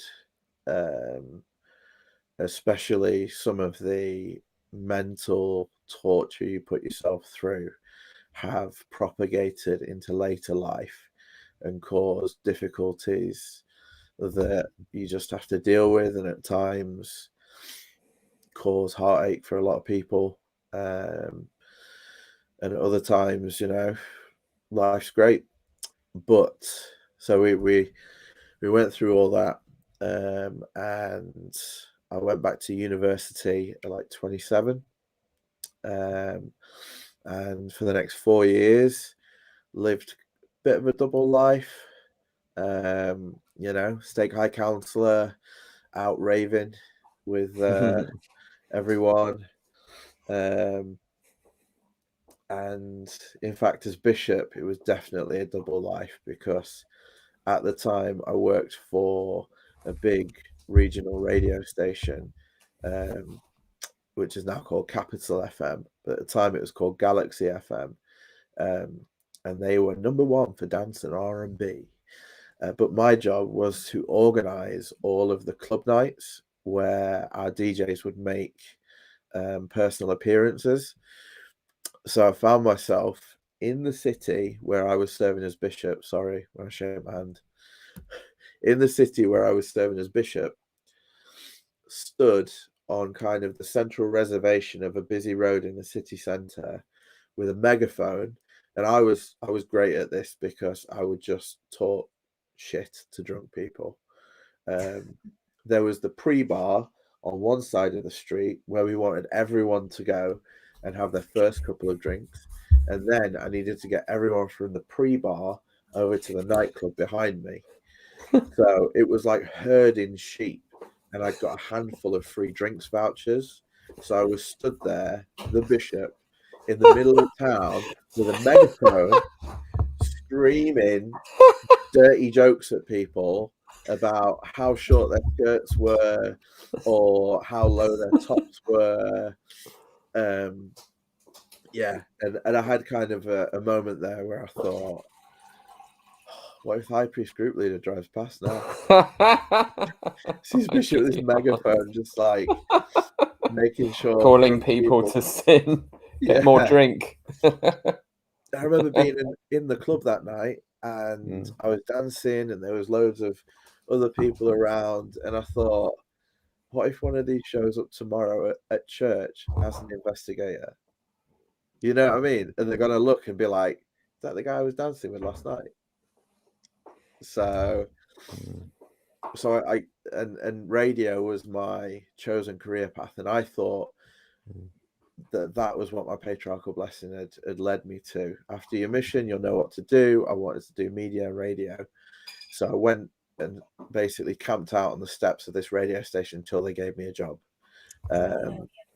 But having that job didn't correlate with being a good bishop, so I quit and went and got a proper job as a civil servant. And now that I look back, I wish I hadn't, because that was where I wanted to be, and that was where my personality wanted to be. But I was on this upward trajectory, and that was what was more important.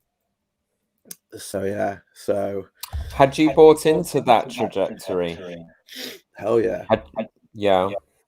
I remember. And would you say you were kind of a TBN believer at the time, even though you've got this sort of other side to yourself? Yeah, no, I was. And I think from all the lying as a teenager, it just kind of carried on, you know, because I'd go out all night with work, and then I'd rock up for PEC at 7:30, and I'd just taken off my beer-stained, smoke-ridden outfit and put my suit on and gone straight out to then go and do sacrament meeting and stand up and give a lesson or a talk, and teach the youth about not going those places and everything. But I kind of saw it as what I had to do to get where I wanted to go career-wise, and that it was only for a time. And so you're clearly living every week with the guilt of, you know, that this is maybe not exactly in line with where I should be, but you're not actually doing anything wrong. No, I was a drugs mule on several occasions. Just Well, that. shut Just the a bit of hell that. up. Okay. That doesn't count. Right? You can't prove it. Apart from being a drugs mule. Apart from that, you didn't actually do anything wrong, right? No. PD, this is why we love you. Yeah. Well, no, what it was, right, was at these nights, the most important people were the local celebrities making the personal appearance. Okay. Yeah. If I got carted off by the police, no one gives a shit. Right. If the DJ gets carted off, and that happened to me once, he got caught in the toilets with a line of coke and didn't have enough to pay the bouncer off. So I'm stood there at the decks thinking that song's ending. Where is he? And did the rest of the night myself. But so they give you their record bag, okay? And back then it was all CDs. So these record bags were thick and heavy with CDs. And they'd be like, don't open it. You're like, well, really? Why don't you carry your record bag in? No, you carry it in. Take it to the VIP. I'll pick it up at the VIP. And you're like, yeah, of course you will, because it got your cocaine in it or your ecstasy or whatever it is that you're going to be taking to get you through the night. And you knew it was, and I can only assume that I'd have ended up in a mugshot, like one of those bishops, bishop caught with 10 ounces of coke, on Rager. So yeah, I never did anything wrong, but I kind of knew what. I feel like I could get you off at the pearly gates on a technicality. We'll be good. Yeah. Well, Yeah, I've still got my tokens, so I'm okay. Yeah. So how did you? So here you are, being the authority figure, that you've sort of had all these encounters with priesthood leadership, sort of messing with your head in lots of different ways. When you were in that role yourself, did you find you just slipped into the same role because that's what is expected, or were you more empathetic to the young people and the struggles they were having and their life experiences? And no judgment, whatever the answer is here, because we've all been severely brainwashed by a lot of stuff. You know what? Yeah. I think for the youth, I was kind of of the opinion, if you're gonna spank the monkey, just don't let your mum catch you. You'll be all right. And that was purely not because of religion, but your mum doesn't want to see that. So I would have a frank discussion with young men and be like, no one should be afraid of masturbation. And because I was growing up, I was like, whoa, that's going to send me to hell.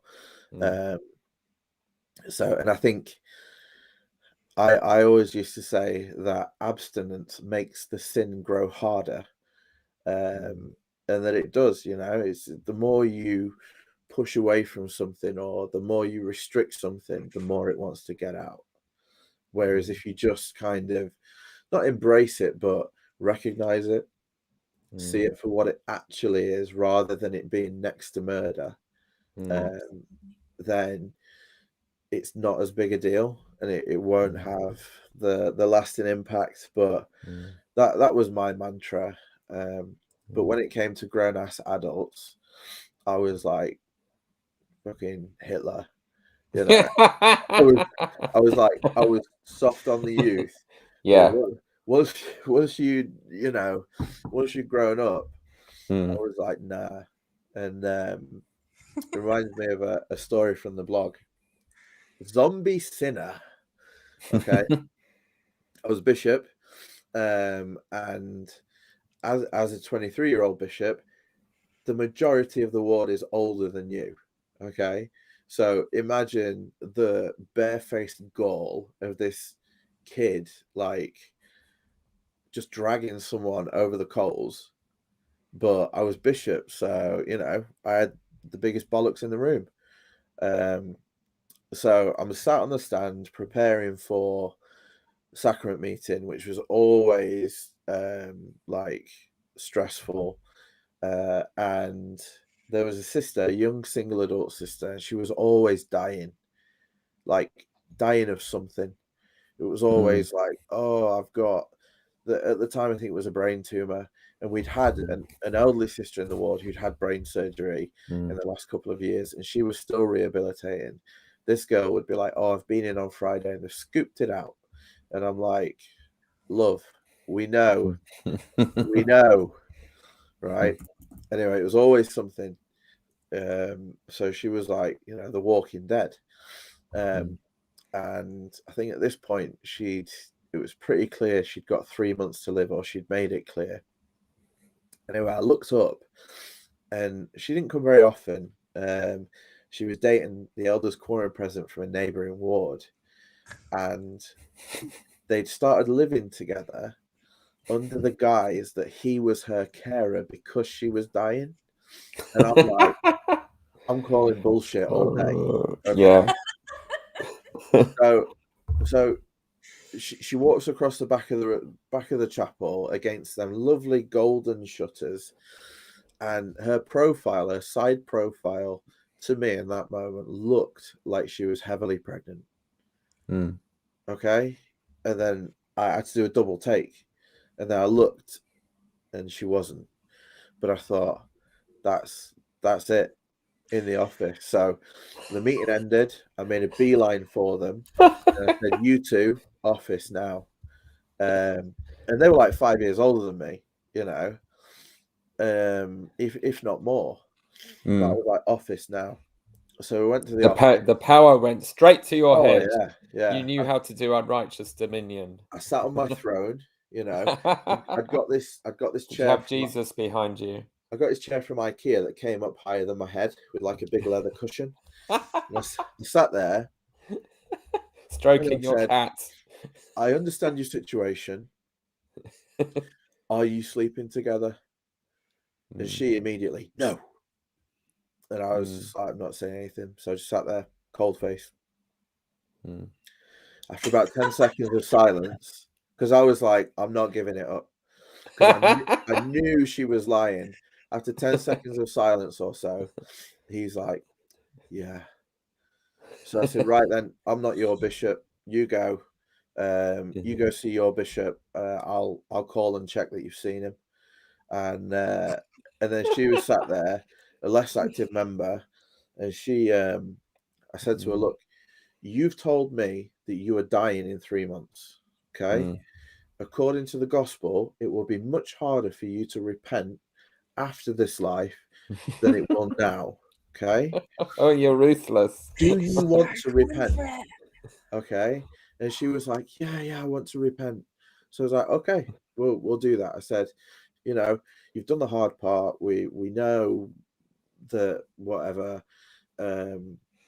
So I gave her a blessing. I was like, go away, you know, and pray, and I'll do the same, and I'll talk to you later. So I thought I was too young to properly look at this objectively, because I was clearly on a bit of a power trip. And I thought, I don't understand the full mechanics of what's going on. So we need to have a court of love. Oh no! An award level. So just the bishop. Yeah. Okay. So again, no fucking idea what to do. I get out handbook 1, and in there there's the wording, or there was the wording for the letter. Okay. So I'm at the radio station. On one hand, I'm organising a club night where there's going to be debauchery and all sorts. And then on another tab on the screen, I'm typing up this letter to the court of love. Okay. That's the double life I was living. Right? Oh my Gideon. You know, I'm looking at artwork of you know, scantily clad women with glitter on them and all sorts for the flyers. And then I'm like, oh, just give me a minute. I need to finish this letter.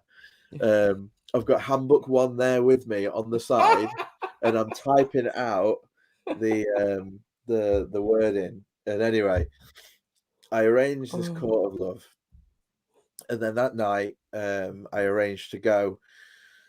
Unfortunately, in the handbook it said to take another Melchizedek priesthood holder with you. So I was like, right, I'll take one of my counselors. So we went and knocked on the door. She answered the door. I'd called ahead to say we were just going to nip in to drop off this letter. And I love you too, Sarah. Sorry. That's made my day. Getting fan messages on sorry, yeah. So we dropped off. Oh no, so it was a side door to a house that went into the kitchen, and it was a sort of kind of kitchen diner with a big table in the middle. So we didn't go more than maybe 6 or 7 feet into the actual property, sat down, and I thought that the wording in this letter was absolutely brutal. So I said to her, I said, this is what it is, okay? You don't even have to open it. I've written on the back the date and time. You're quite welcome to bring anyone with you that you want to, member or non-member, to support you, because there's going to be 3 of us, and I don't want it to be a kind of intimidating thing for you. But if you're wanting to repent of it, we need to sit down together and discuss your whole living situation, and what's going on, and get everything out. Basically, I wanted to sit her down and say, stop becking lying, and let's just carry on with our lives. Anyway, she didn't take it well. She was fine at the time to my face. The next day, I got home from work, and my wife said to me, how was your day? I was like, shit, as usual. And she was like, don't listen to the answer machine. Well, I was like a kid to a flame, don't touch that, it's hot. So I went across. PD makes his way to the answer machine. Yeah. Shuffle across the room.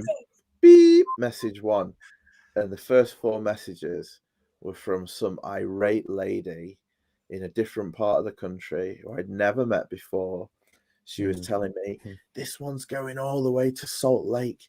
You're sick. You're this. You're a sick bastard. And it's disgusting. I can't believe what you've done to my daughter and everything. I'm just like, the letter, I was really nice about it. I don't know. She even told me she called the police. She had called the police. Yeah. And I'm like, well, what are they going to do? So anyway, gets to the end of it, and it was starting to sound like I'd done something really bad. And I'm like, I don't know what I've done here. And then the last message was from the stake president, who was a lovely guy. And he just said, Bishop, please call me as soon as you can. So I called him, and he said, did you go to this person's house last night? Yep, I did. What happened? We went in, explained the letter, gave her the letter, and left. Is there anyone that can kind of attest to your side of the story? I was like, yeah, I was with my counselor, brother such and such. He's like, okay, I'll call him now. And he was going to go. And I was like, whoa, what am I supposed to have done? And he said, I'd been reported to the police because apparently I'd gone in, I'd forced the sister into an upstairs room, produced a pregnancy test, and made her pull down her trousers and pee on it in front of me. No. To prove that it was her. I was blown away. I was expecting the police to knock on the door. Yeah. I was just like, are you shitting me? To be honest, at the time, I was like, I know what Brother Joseph felt like now, with everyone trying to sully his name. You know, like if she didn't want to do it, she could have just said, no, I don't want to repent right now. But then she'd have been caught in her other lie that she wasn't dying. And basically, end of the story was they were really nasty to me. And I told them in a very Mormon way to go up themselves. And she's still alive today. There you go. Did you bless her at any? You blessed her though. You're not getting this, PD. You actually healed her. That's right. There you go. Of all and sundry. Well done. Wow. You had the power. Yeah. that's one of the stories from the blog as well. Zombie Sinner.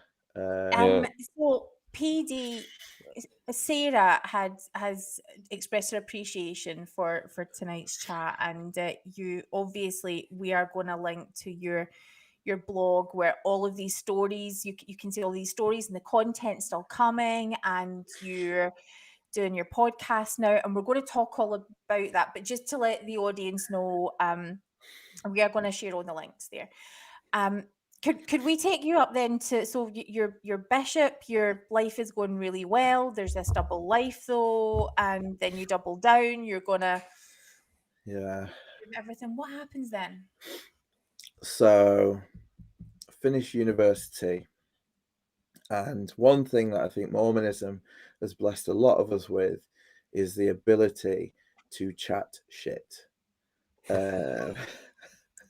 Right, and for any Americans out there, basically we can blow our own horn.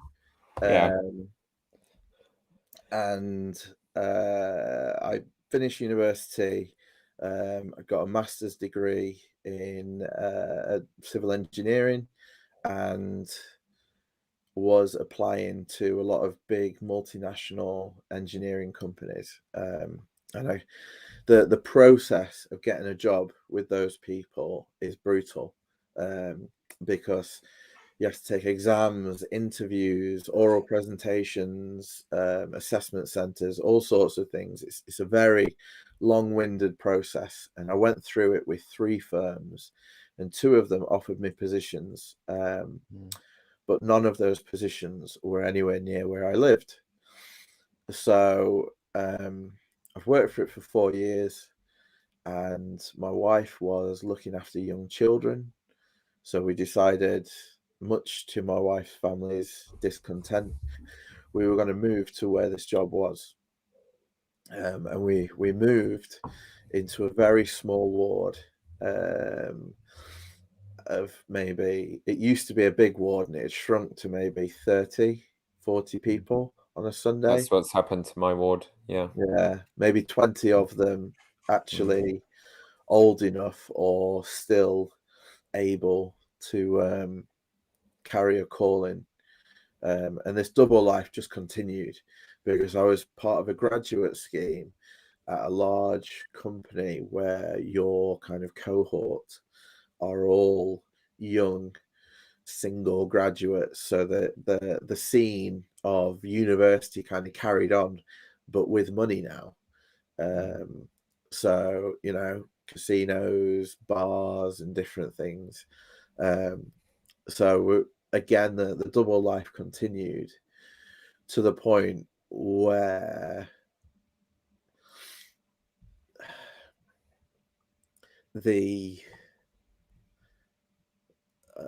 my testimony, it was kind of like I could live the double life whilst I believed it, but I got to that point where I didn't believe it enough to take the stress of the double life.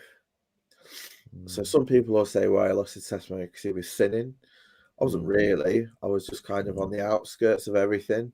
I was, you know, telling jokes. I was sober. There was no particular sin going on that was gonna take me away from church. So how did it happen? Did you? I mean, you're not reading anything that's shocked the hell out of you, or there hasn't been an event? Okay. Facebook. So my area of expertise within civil engineering is the ground geology. And over the past years, I'd gained a fuller understanding of the makeup of the earth and the planet and different things, and how those processes happen. Now, up till this time, I'd always explained to myself and others that science was simply men discovering the way that God works, just little bits at a time. And I'd always said to myself that I don't need to know the ins and outs of everything, because I know that this thing's true. And if that's true, it means that they're wrong. So I was sat in Sunday school, I think it was, and we were doing something on race in the priesthood. And basically, I Googled that, and that didn't go well. But again, I put it down to kind of the authorities are okay with it, so I should be okay with it. And then an article came up. You know, you get suggested articles on your Facebook. I am that boring that the suggested article on my Facebook was about ancient footprints, and it was like I get that crap too. Yeah, I love it. It was like a radio gram or what. It was a picture of a footprint that had been found in Cyprus. It was talking about how it had reshaped the knowledge of the cradle of civilization because it was older than anything else they'd found in that area and different things. And that geologically Cyprus had been an island at the time, so they must have had some sort of seafaring and different things like that. Yeah. And then I saw the date of the footprint, and it was like 800,000 years or something. I was like, okay. You know, I'd always told myself, no one knows how old the Earth is. It could be one day. One day could be 1,000 years, or the day could just be the day of the dinosaurs, you know, just an age of millions of years. So then I thought, well, let me look at some more footprints and see how far back they go. So I looked at some others, some off the coast of Norfolk, and was looking around at how they dated these footprints, because I was like, nah, that can't be right, because Adam and Eve was only 6,000 years ago, you know. So then I looked at the science of it. I read the papers, looked at how they dated them. So then I started Googling those dating, radiocarbon dating and different things, and reading about. I'd always been told, radiocarbon dating, you know, no one knows what they're really doing with that and different things. But when you actually read the articles, it's pretty, it's nailed on. Like pretty much the last 200,000 years are very accurate, and then beyond that, it gets a little bit less accurate. But you're only talking by 10,000 years here or there. So it's pretty. I couldn't really deny it. So then I thought, well, let's have a bit of mental gymnastics. How can I make that now fit with what I believe about Adam and Eve 6,000 years ago? So I started reading old Ensign articles about what the church actually believes about Adam and Eve, about the timeline of Adam and Eve, about the timeline of the flood and Noah, about how Noah got from Missouri to Mount Ararat and different things, and just educating myself about not what I'd believed, not what I'd been told at church, but really what the apostles had said from the stand and how they'd explain it. And I think today they don't do any of that, you know, but back in like 1998, there's a whole ensign on the flood, Adam and Eve, Enoch, and different things, and it sets everything out very clearly. So I did that. So then I was stuck in a quandary of the church believes Adam and Eve was literally the Bible timeline of 6,000 years ago. The Book of Mormon tells me that there was no mortality in the world prior to 6,000 years ago. I know from pretty solid science that there was life and death before 6,000 years ago, whether it be plants, dinosaurs, whatever you want to call it. So how do I put those two things together and come out still an active member of the church? And I spoke to one of my brother-in-laws and I said to him, do you think that there could have been humans evolved all over the world, but that 6,000 years ago, Adam and Eve were the first ones that God put his spirit children into? And my one brother-in-law was bishop at the time, was just like, oh yeah, maybe. And my other brother-in-law is a scriptorian. He got his scriptures out and he took me to the Book of Moses, where it tells you very clearly that Eve is literally the mother of all living. And he said, remember when you went to the temple? Eve is the mother of all living. And I was like, that was it. You know, shelf broke. You're Wow. right. The temple says that, and the books say that. And for me, that's not physically possible. So that was the moment. So kind of the creation fell apart for me. The temple fell apart. And that was before I read anything on church history. You know, I was just like, it was over at that point. There was no way forwards. And then the CES letter and everything came later, as I learned to look not just at this part of the world, but allowed myself to see more.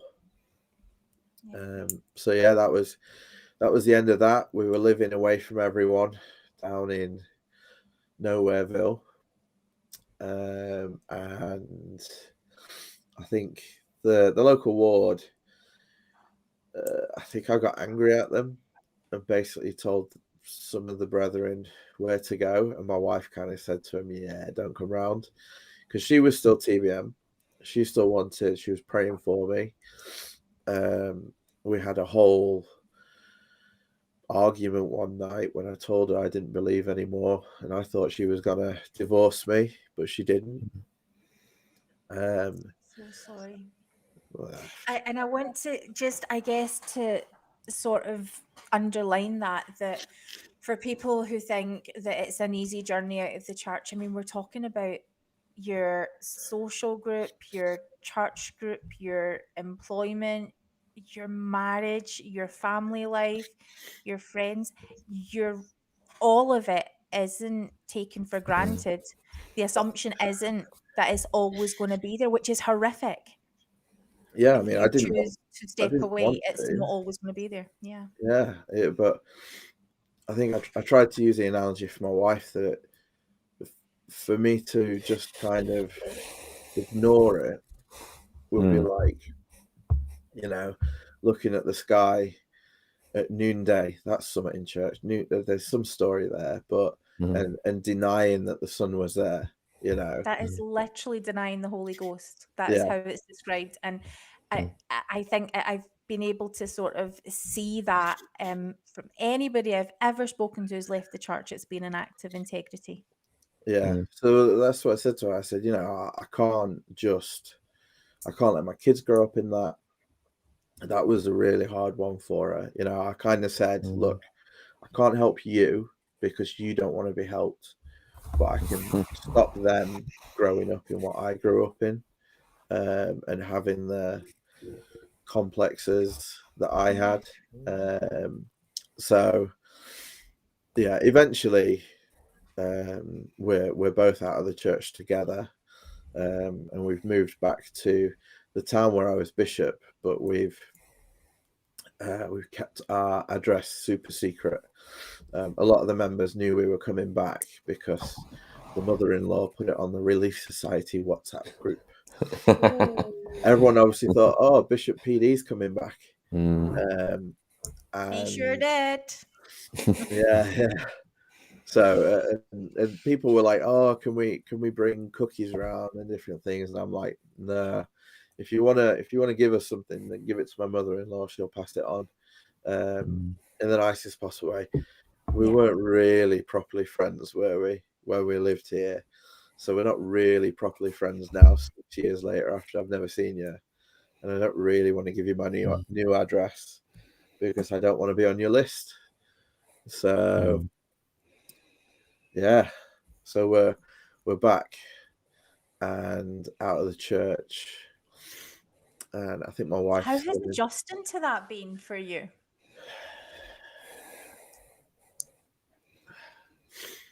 I think I finally learned to validate myself as good enough without everything else, and I think to say I don't know, just to say that, then gives you the possibility that you might be able to, you know, sift through the world around you and find something actual. like tangible, but it's tough because both sides of our family are still TBM, like super TBM. So we're still affected by the church in a big way, and we still have family events that happen at chapels or things we're invited to. But I think just being able to validate myself with no conditions. I tried to go to a different church, just a Christian church. I think it was supposed to be C of E, but it was very, very kind of Baptisty with, I don't know, just singing and dancing and stuff. More happy clappy. Yeah, and that made me happy, just kind of dancing around. But then they started singing about the blood of Jesus and started talking about you're not good enough without the blood of Jesus and different things. And I'm like, whoa, I've just learned to validate myself and get out of that mindset of I'm not good enough without the brethren's approval. And now you're kind of doing the same thing. You're saying that I'm not good enough without believing in the blood of Jesus. So other religion just wasn't an option at that point. And I think that's one of the tragedies here, that compared to a lot of mainstream thoughts in Christianity, Mormonism is far more empowering of the person, the individual, your journey, your right to think for yourself, your ability to trust yourself, to be taught correct principles, but then govern yourself. And it just feels awful that should be front and center in how Mormonism is always meant to be. But because our culture has shifted and the leadership's rhetoric has shifted to the exact opposite of that in every possible way, we're no longer the safe haven for that. And when you do go to the rest of Christianity and encounter its worst side, which is that a really negative view of human nature and who you are now, and that you're even more never good enough as you are, it tends to mean that a lot of people who leave Mormonism end up losing God. They lose Christ because there is no other safe haven. And we're meant to be, the whole point of the restoration was to fix this mess and to do better. And at times it's there in the theology, but it's not being taught, it's not being practiced far too much of the time. And we're just surrounded by the casualties of that whole process. Yeah. Where is your sense of God now?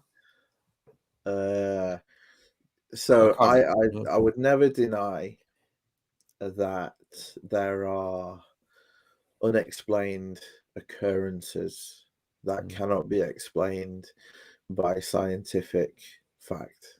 Okay. So I wouldn't say that I'm an atheist, but I wouldn't say that I'm an agnostic either, because I'm not really wondering if there is. I'm just happy to be. And I just kind of think, I don't particularly think there's a God as such. I just think there's a lot of stuff we don't understand. And in not understanding it, we label it God or the spirit or a ghost, you know. But you know, I think I've seen spirits in my younger life. I think I've had experiences that have been almost supernatural to me because I couldn't place them. But then I felt the same spirit at church that I felt at Justin Timberlake concert. You know, that burning in the bosom and the feeling the pins and needles and everything. You know. Yeah. And when you sat at the concert and he's singing about sex and whatever, and you're just like, why am I feeling the spirit?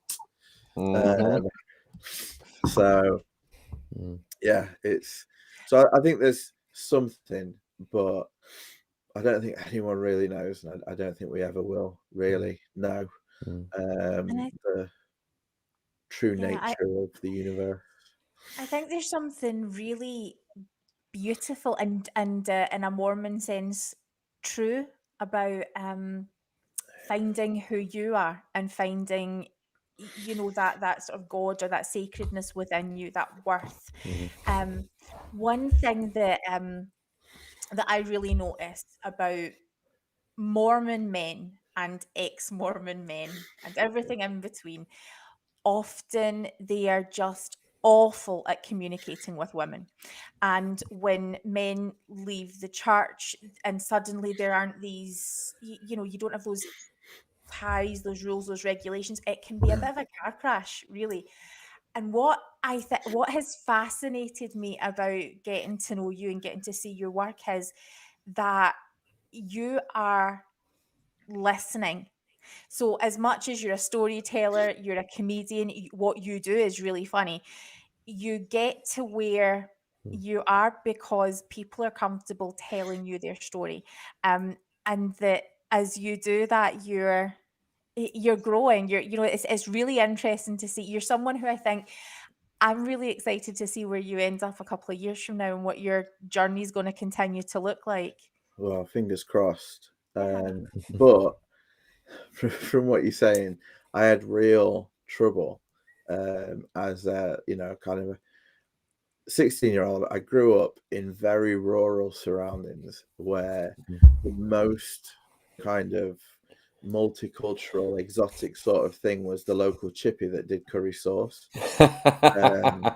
And then coming to visit my girlfriend in a city renowned for a high Muslim, Sikh, and African population, going to church, I walked in and I was like, there's black people here. I'd never seen it.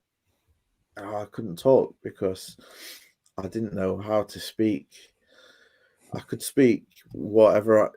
Not that I said racist things, but I was worried that I would say racist things and not know that I was saying them, because I had met black people before, but very few and far between, very rarely, because I grew up in this little country bumpkin kind of coal mining bubble. And I think it was the same kind of leaving the church, because you come out and you've been in a very patriarchal system. Like you said, there's some strong female voices inside and outside of the church, although inside they tend to get quashed with your Kate Kellys and different things like that. But yeah, so I try and just be quiet when it comes to stuff like that, because one, I don't want to automatically put someone down and not see from their point of view. And two, I'm so still programmed by the church. Do you feel that? Because that genuinely does not come across to me. No, yeah, genuinely doesn't. Wow. Super nervous about. So at Sunstone, there was a moment we were talking about. Nemo was talking about aliens and how would you explain about a football game, an American football game, or no, rugby. It was rugby game. How would you explain that to an alien that didn't know what a team sport was and didn't understand why there weren't women on the pitch and different things? And I think I said something that was, I said something about a patriarchal society. And then someone shouted up from the other side about women and was it me? Was it Alana? If it's about women? I think it might be Alana, that women play as well.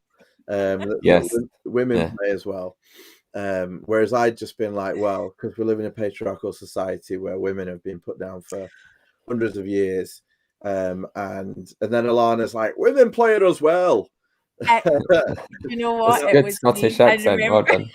But at the time, one, I felt chastised, Yeah.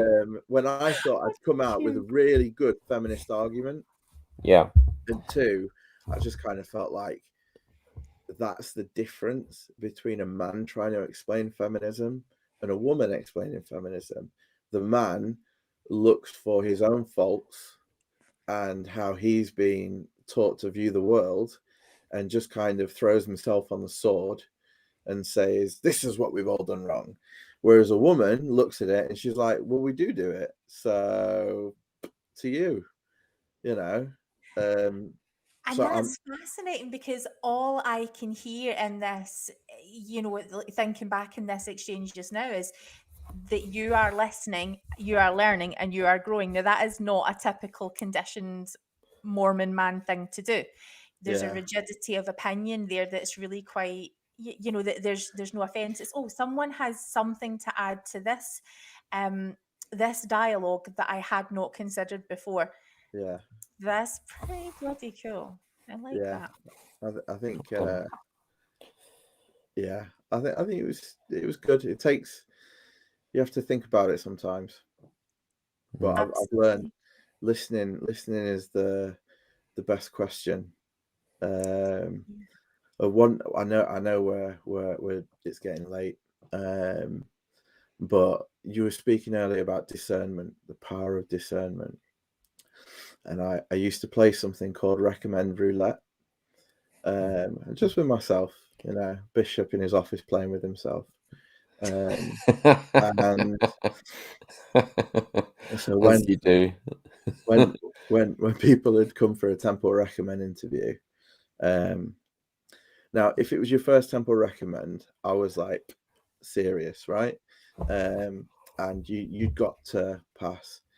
But as a bishop, there's KPIs. It's like a business, right? It's like 10 KPIs. I can't remember what they all are, but one of them is endowed members without a recommend. And basically, the higher that number is in the percentage, the more trouble you're getting from the stake president. And so when endowed members were coming in to renew a recommend, you've got to pretty much like kill someone in front of me to not get that recommend. I'd just be like, yeah, off you go. But something I happened upon was my very own brand of discernment. And that was before the member came in, I have the questions in front of me, and I'd choose one at random, like roulette, just choose one at random. And then I say to myself, no matter what the person says when they come through that door on that question, I will pause for a count of 20 in my head and not move on. And we will sit in silence. And the amount of like confessions and things that you get when people are just trying to fill the silence, like it'd be, do you pay an honest and full tithe? The person would be like, yeah. I'll just sit there. They think you're scanning their soul. Yeah. And then they're like, oh well, there was that one day. Terrifying. And I was just like, it works. That's priesthood discernment. It works. The Lord is guiding me to the question. And now I think about it, I'm like, oh, you bastard. I hated that. Yeah. PD, well, it's techniques. It's learned techniques, isn't it? It's the things we think are safe. I mean, what's been really interesting in telling your story is kind of seeing behind the curtain a bit, that so much of where when you're in the zone and you're taking it all incredibly seriously and you believe what you've been told and you're putting your heart and soul into it, because this is a high demand fundamentalist religion that requires you to really mean everything or it doesn't count.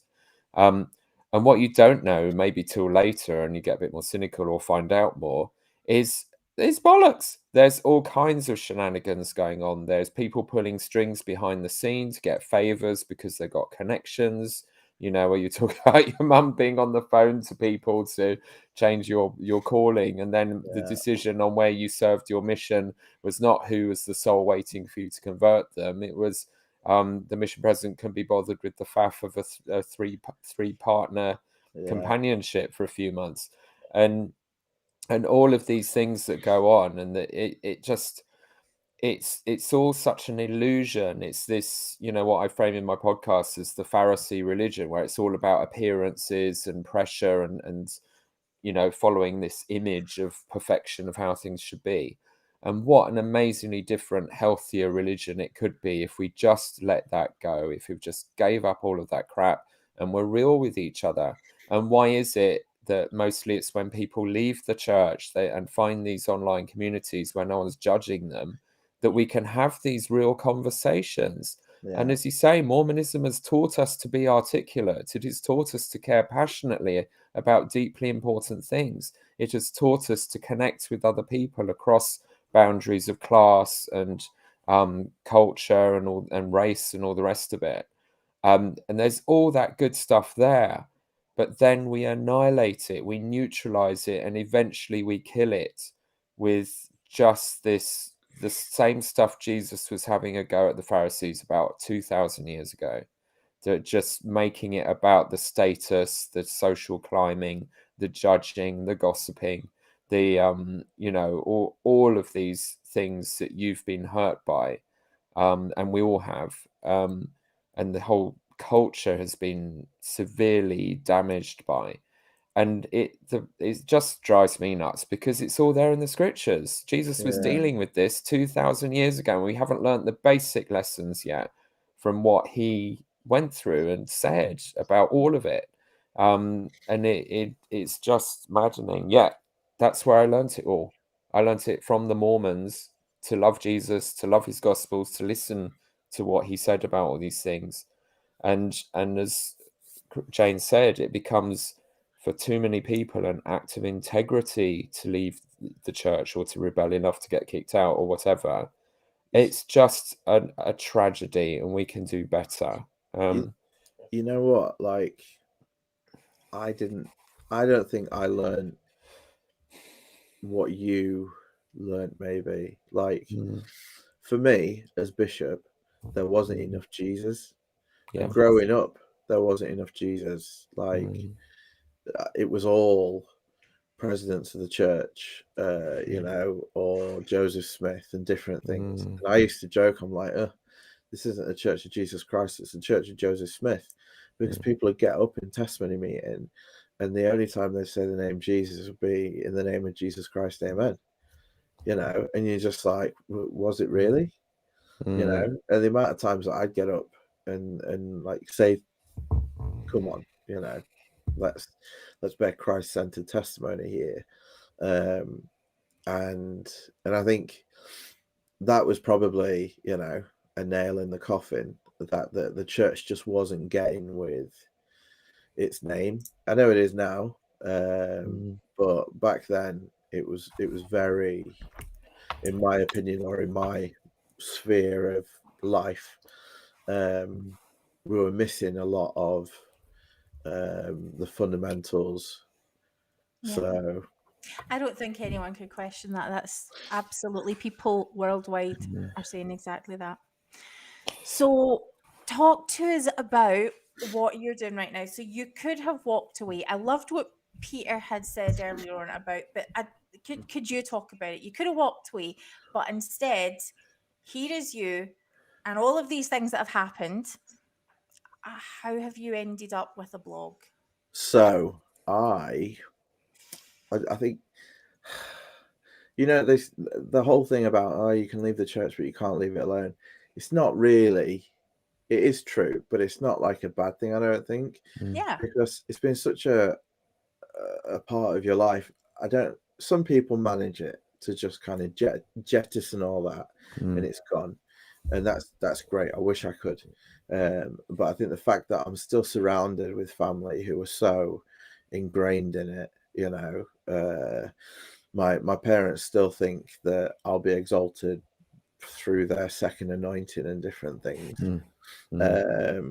which they I like mean, to have faith I in. don't want to disagree with that. So I'm on a free ride. But basically, I got to the point where I'd been through the sad, I'd been through the angry, and I'd accepted my position outside of the church. And then I thought, my gosh, what have I got from it?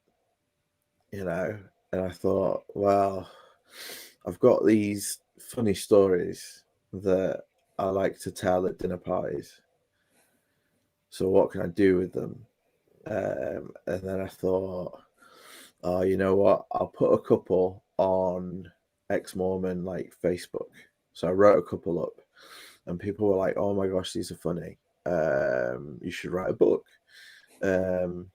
Which, look out for the Priesthood Dispatches book. But yeah, you should write a book. And I was like, yeah, maybe. So then I thought, what could I call it? And I was driving one day and I thought, you know what? It's all about exchanging war stories. And I like the whole imagery of people carrying out heroic acts and being mentioned in dispatches. So what can I call it? Because it's about my experience. So Priesthood Dispatches was born as a blog, and now that we've expanded slightly at least, and other people are starting to contribute to the blog, we give the priesthood to everyone. So when Priesthood Dispatches was in the beginning, it was just my experiences as a priesthood holder, whereas now it's everyone's experiences lived through their eyes in the church, and we're going cross-denominational to other high-demand fundamentalist religions like Jehovah's Witnesses, Scientology.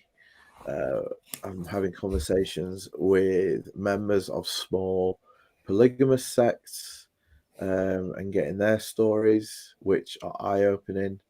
You think we had it bad? Oh my giddy aunt, yeah. Yeah.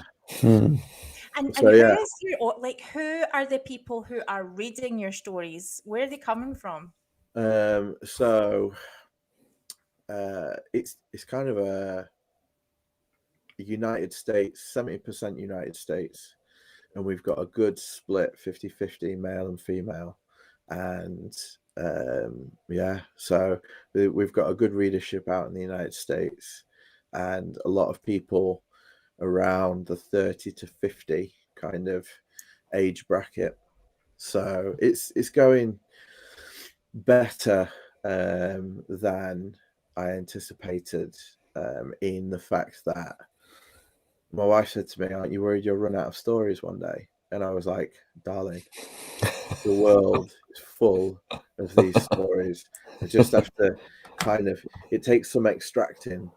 Because I think people see the blog and they see these long, short stories, and think, "Oh, I don't know if what happened to me on that day can kind of make up a whole blog post." And sometimes it doesn't. But a lot of times, if we sit and talk about it, then you'll find a lot more happened in that experience than you remember. But for those smaller experiences, we started the after dinner chat, and that is a very relaxed kind of, you've been to a new friend's house at church, you know, you were invited around for dinner after the meetings, and you're full of food, and you've sat down, and it's time to exchange war stories, and that's what that is, giving people the opportunity to say, yeah, it happened to me, but it was funny, you know. So that's, sorry, I said a lot there. So no, I love that. I just think there's so much power. You know, this is what John Deline's found with Mormon stories, and why that has resonated with just tens of thousands of people, is to just hear people's real experiences is so healing, cathartic, validating. But those tend to be very serious. You know, the post-Mormon blogonacle is really intense and serious, as it should be in lots of ways, about serious stuff.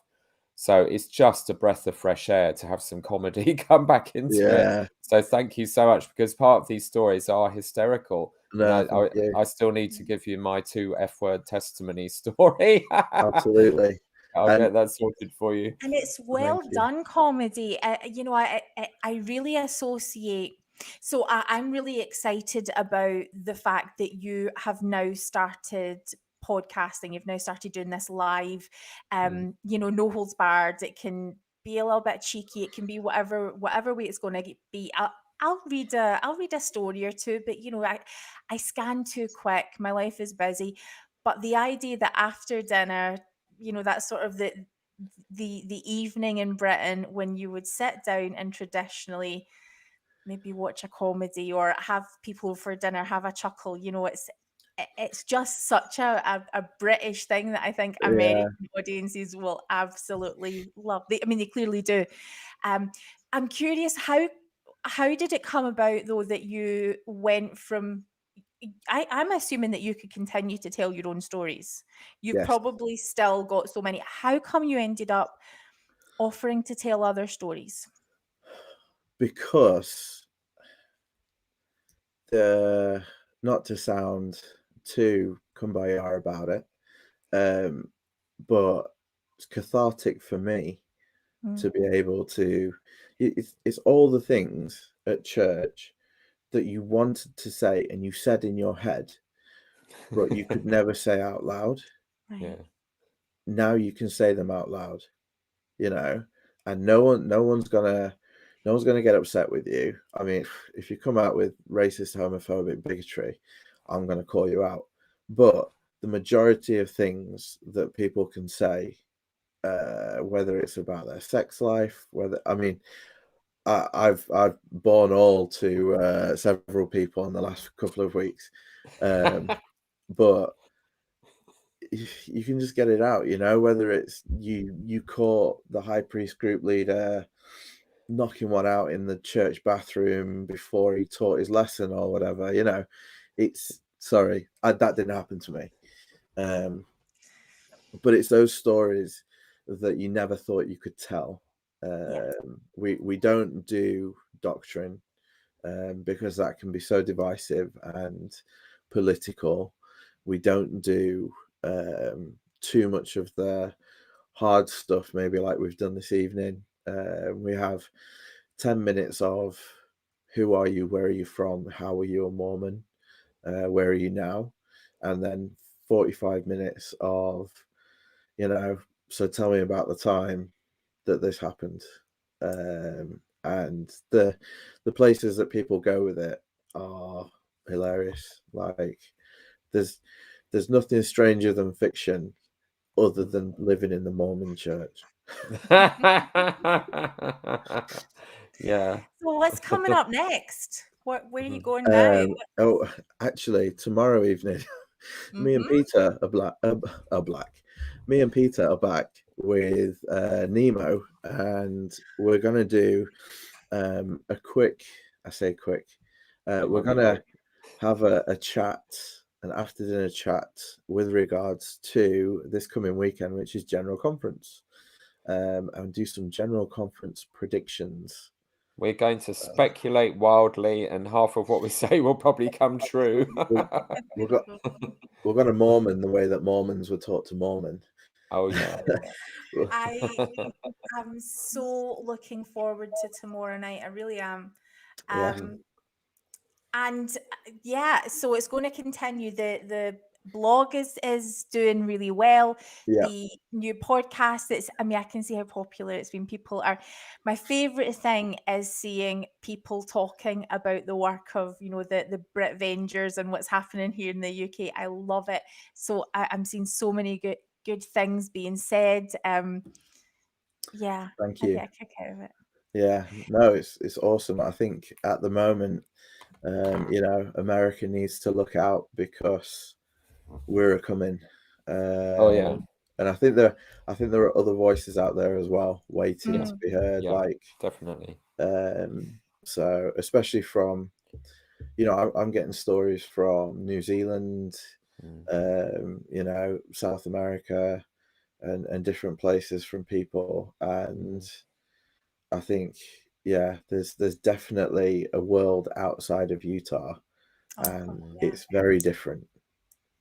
And as we kind of discussed at the panel at Sunstone UK, I think as the international church becomes extremely endangered, you know, we've got plummeting activity rates in most of the world, and you increasingly get a sense of that Utah doesn't really care or notice that we're going to be gone soon if things don't change.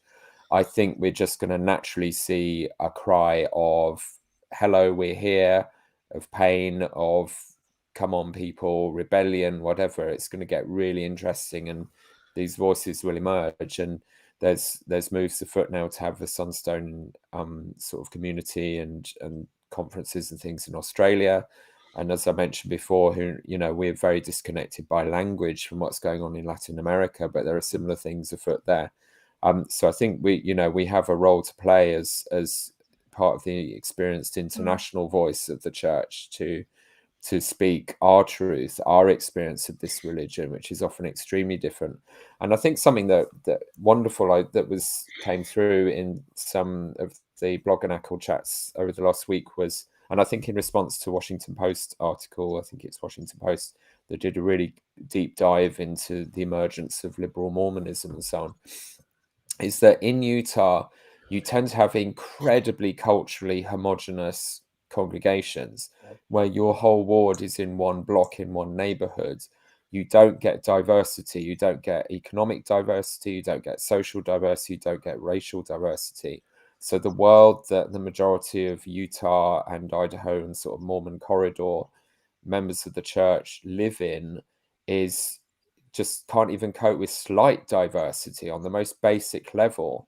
Whereas we are used to hanging by a thread, dealing with, welcoming, coping with complete nut jobs, people from all kinds of different social and racial classes and experiences.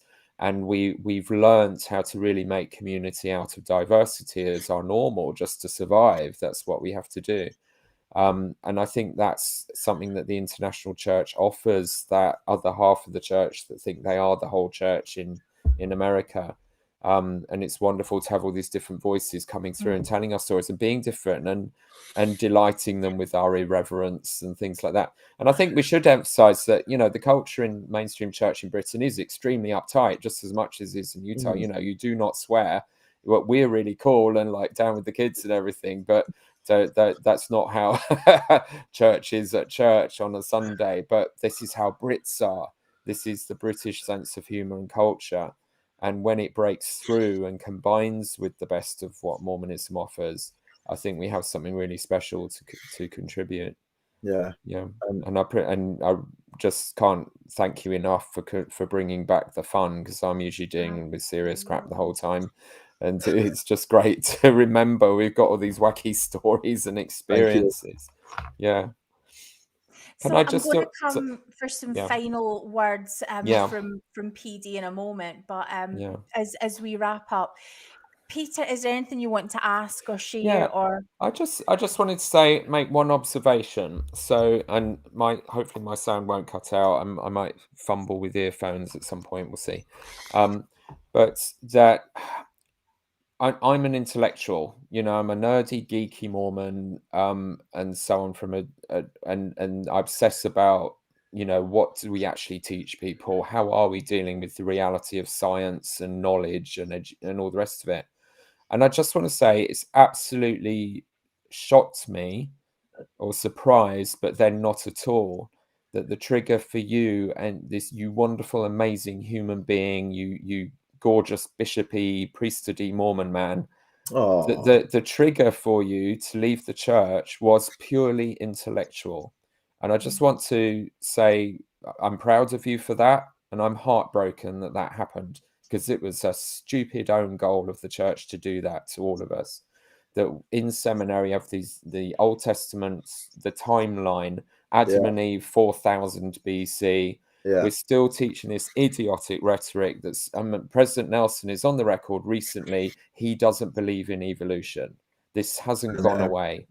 And when you do the research, you find out that on the 100th anniversary of Origin of Species, like decades and decades and decades ago, there were fierce debates among the apostles, some of whom were scientists, absolutely advocating for real science in our religion, that it's a fundamental Mormon principle to embrace truth wherever it is from, but we never got taught that.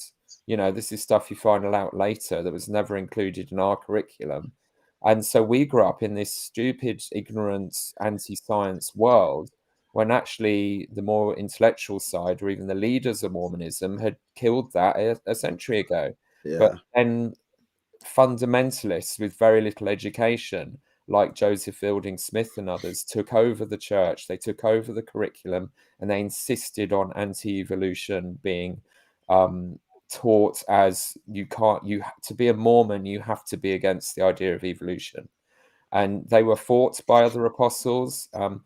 Hugh B. Brown gave this amazing talk, I think it's called Man and What He May Become, in which he said God has written two sets of scriptures on tablets of stone. One was the Ten Commandments given to Moses, and the other is the fossil record in the crust of the earth. And they both testify of God's work, and they are both scripture for us, in effect. And I'm like, why did no one tell me that in seminary? I mean, completely different trajectory. And I've watched one of our brightest, sharpest, most intelligent young man in my last ward, you know, just amazing human being. And really the moment of crash for his testimony occurred when he was taught this timeline in seminary by a teacher he adored, who did not know what she was doing and the harm it would do, because he knew it was bollocks. Yeah. That this idea of the 6,000 year timeline was complete nonsense. And we did not give him a way to just cope with that, frame it. We didn't even discuss it. And Mormonism is now trapped in the clutches of these backward looking, ignorant fools who perpetuate this nonsense that the rest of Christianity dealt with yonks ago and Mormonism dealt with. But they're in denial because they don't bother to learn their own history, and they pass on their ignorant prejudices, and it becomes impossible to tolerate, and it crashes people's testimonies, or it's the beginning of that journey, a totally avoidable own goal. So I just want to come at it with my nerdy hat on.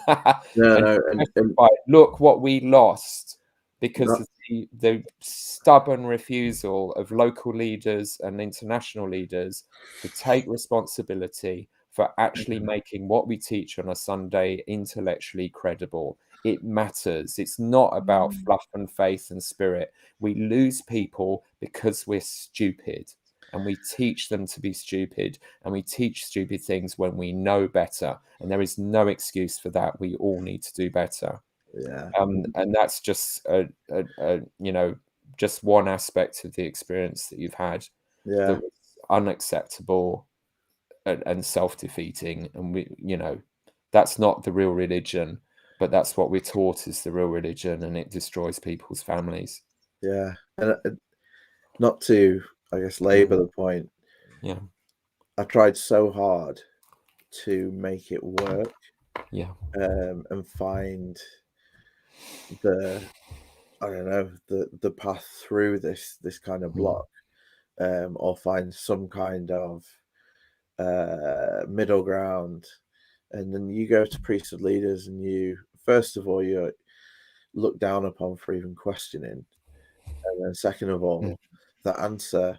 So I say, what happened when we find remnants of a village in North America from 20,000 years ago, when we find or when we can look at civilizations that didn't stop and start again because of the flood, and all these different things, or dinosaur fossils, footprints, the fossil record, and with a straight face they tell me that that's the remnants from previous worlds and other planets.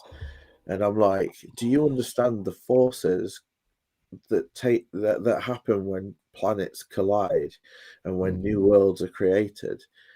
It's massive. Vaporizes everything. We don't keep shells, we don't keep charred seeds and different things, or whole villages or cities. but just with a straight face. And I'm Mhm. like, guys, I've come, I'm asking, you know, I'm in crisis, and you just told me the Legend of Zelda. It's this inability to understand that the intellectual matters. It's not just about warm fuzzies and experiences and feelings. We have to, especially in the modern information age, we have to be intellectually credible, and they've abandoned that, and it will destroy them until they turn that around. Yeah. And you know, the intellectual wing of the church is trying. You know, the gospel topics essays and things were an attempt to, you know, move things back to into, you know, more honest. But unfortunately, while we're still making the very oldest and least imaginative people the leaders till they die in their late 90s, that they won't get it. And we're just trapped in it, and they set the tone. They're the prophet. They're the mouthpiece of truth. And it's so frustrating, because this is a religion that should be the best for an educated scientist to be in by far. You know, the cool stuff in our scriptures that love to talk about this. But as you experienced, you know, it's not embedded in the culture. It's there if you go looking for it, or you got lucky with who taught you. But it's not the mainstream experience, and when it And should be, and could it be costs so us easily. members. Yeah, it Yeah. could. I mean, it doesn't mean that everybody, if you are so determined to hold on to the idea that the age of the earth is as it was laid out, you know, if you want to see the Bible as a history book, rock on. There's room for that. But if in our classes we were able to talk about, instead of feeling like you shamefully have to go and sneaking into old ensigns to find out that's, you know, that's where you're looking at these sources, and to be able to just have those discussions, I think it, yeah. And it's always the ignorant and the fundamentalists who get to win every argument. They are always deferred to because they're seen as the most holy and the most whatever, when it should be the other way round. They're the ones who be shamed in silence in gospel doctrine. They're the ones who should feel uncomfortable and leave the church. If you're going to lose people, we can lose them and survive, but because we keep prioritizing them and shaming the people who are thinking and getting informed and actually know their stuff, they leave, and they take with them all that talent and ability to give the church a future. And your journey, Priesthood Dispatches, like so many others, is just another one of that playing out. So that's just my take on things anyway. Sort of looking at it from that paradigm. I said to my wife, when leaving, you know, I can see how the morals for strength of youth and different things like that are a good moral compass for our children, and for helping them grow, as long as it's not accompanied with the stick of, you know, you're going to hell if you do anything wrong. But I could maybe have stayed at church if it wasn't for this absolute truth claim that they know absolutely, and the authoritarian regime of the brethren, because once you say that's the absolute truth, anything contrary to that then is wrong, and you're wrong, like you say. So I tried to go and just kind of sit at the back and go socially so that my wife could remain and keep going, but I couldn't sit and listen to it. It just wound me up, listening to the truth claims, and as soon as you said anything contrary or questioned it, and said, well, have you thought of it from this point of view, it was immediately, well, no, because that's the wrong point of view, so be quiet. Peter, Truth what do you have coming up matters. for us? Have you got anything in the pipeline? Well, I'm still I've got 7B to get out, which is the other half of everything I think is brilliant about Mormonism, and if we put it front and center, could save it. I've got some more of the sort of more critical analysis of what's gone wrong and why. So I've got a few of these sort of long, me waffling on sort of analysis episodes, but then I want to evolve to having these kinds of discussions. You know, I've encountered some amazing people through the podcast and listeners getting in touch with me who I really want to discuss. Right, you know, I want to get proactive if we're going to make this church healthier, whether to keep people in it or to make it safe for the people who've left friends and family, so that it's not so awful that they're just horrified by the thought of their children still being involved. What will that take? And so I want to talk to returned missionaries about what they've learned and their advice for improving the missionary approach, because that does a load of harm to the missionaries and is just useless. It's really ineffective now in doing its job. And that's just one example of many. So I'd like to evolve towards sort of practical solutions and learning from people's experiences. Obviously going to be on Priesthood Dispatches tomorrow, and Nemo and I are going to be live casting sort of immediate post-match analysis after the major sessions of conference on Saturday and Sunday. So that we had a lot of fun with that last time, and people really appreciated it. So we're going to do that. So that's sort of the theme. And Lynn and I are going to be on Mormon Stories at some point, hopefully soon. But I've been asked by John to Lynn to kind of create a sort of condensed Reader's Digest version of the podcast that he'll put out as a Mormon Stories episode, which is really generous. And then we'll be interviewed. So that's kind of my podcasting life mapped out for the next little while. Yeah. Lots still to come.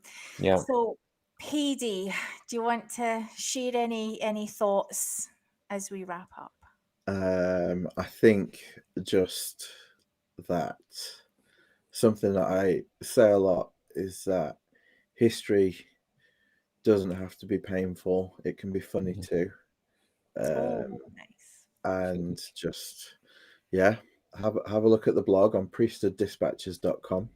Shameful plug. Join us on YouTube for the after dinner chats. And that's what time tomorrow night? That's 8 o'clock tomorrow evening, 8 o'clock UK time. I think it's called British Standard Time at the moment, BST or something like time. that. Yeah. But if you go on the YouTube channel, it will have your local time. So if you just put Priesthood Dispatches in YouTube, you'll see there what time that's coming, and then you can watch it after as well. So yeah. Sorry, I just saw Sarah's message pop up. Do you want to give us? Do you want to read that out for us? Guys, this podcast has had everything: incredibly funny, brave, raw honesty, and such affirmation of how hard it is to try and stay, and real reflection on the problems with Mormonism. Thank you. Kiss. Thank you, Sarah. Thanks so much, Sarah. That's really kind.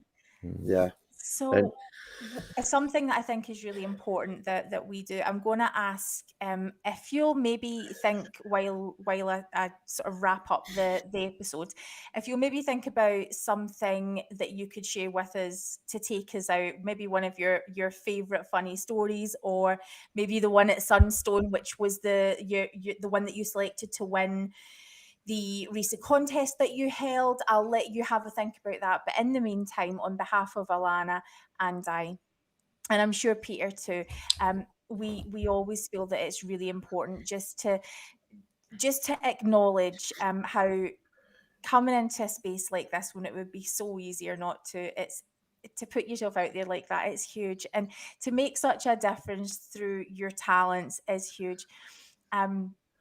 PD, we want to bless your journey. We want to just remind you and bless you with the knowledge that you are so worthy. You are worthy, and we love you, and we have so loved getting to know you. You're very, very dear to us, and I'm so excited to see where your journey is going to take you. We are fans, so I'm really excited for you. So with that, I'm going to hand over and let you take us out with one of your highlights from the blog. Final story is called In the Doghouse. My rank at the time was Bishop, and we had a brother in the ward who could only be described as Wurzel Gummidge. And I think every we ward. could have to translate that for the Americans. So Wurzel Gummidge is a scarecrow tramp. Scarecrow. Yeah, there you go. So every ward has one. It was the loveliest guy, but he'd obviously got some deficit in life. And I was forever having to go around and cancel new boilers, new windows from door salesmen who'd had him sign up to all sorts of things. His home clearly hadn't been cleaned in about 40 years. You know, it was the sort of place where he'd put a newspaper down in the 70s and it was still there. You know, we were buying him new crockery and different things because it just went missing. And you knew it was still in the house, but wherever it was, no one knew. And on this one occasion, he always had this a dog, and he had this little Jack Russell, and it went missing, and he was heartbroken. And we put up flyers on lampposts trying to find this dog. And in the story, we call this dog Donut. It's a lovely, lovely little dog, ankle snapper. A few weeks later, still no sign of the dog, so we had to accept that the dog was gone. And then I got wind that there was some furniture being thrown out by another family. But the furniture, a two-piece settee and an armchair, was still in very good condition. And I thought, that can go in Wurzel's house. So one Sunday afternoon, I had another brother come with me, and we packed up this furniture and drove down to Wurzel's house. We went in and literally we pulled the armchair out, and all of the detritus around it stayed where it was because it was stuck together with a layer of filth. But the smell in the house was just unreal. It was a kind of a hot, musty, sour, rotten meat smell, and I thought, man, he's left some dinner somewhere, and it is gone off. And you could see the flies on the windows and stuff, and you're just like, what is going on here? So we got the new armchair in, and it fit quite well into the space left by the old one. And then we went to lift the two-seater, and we found Donut.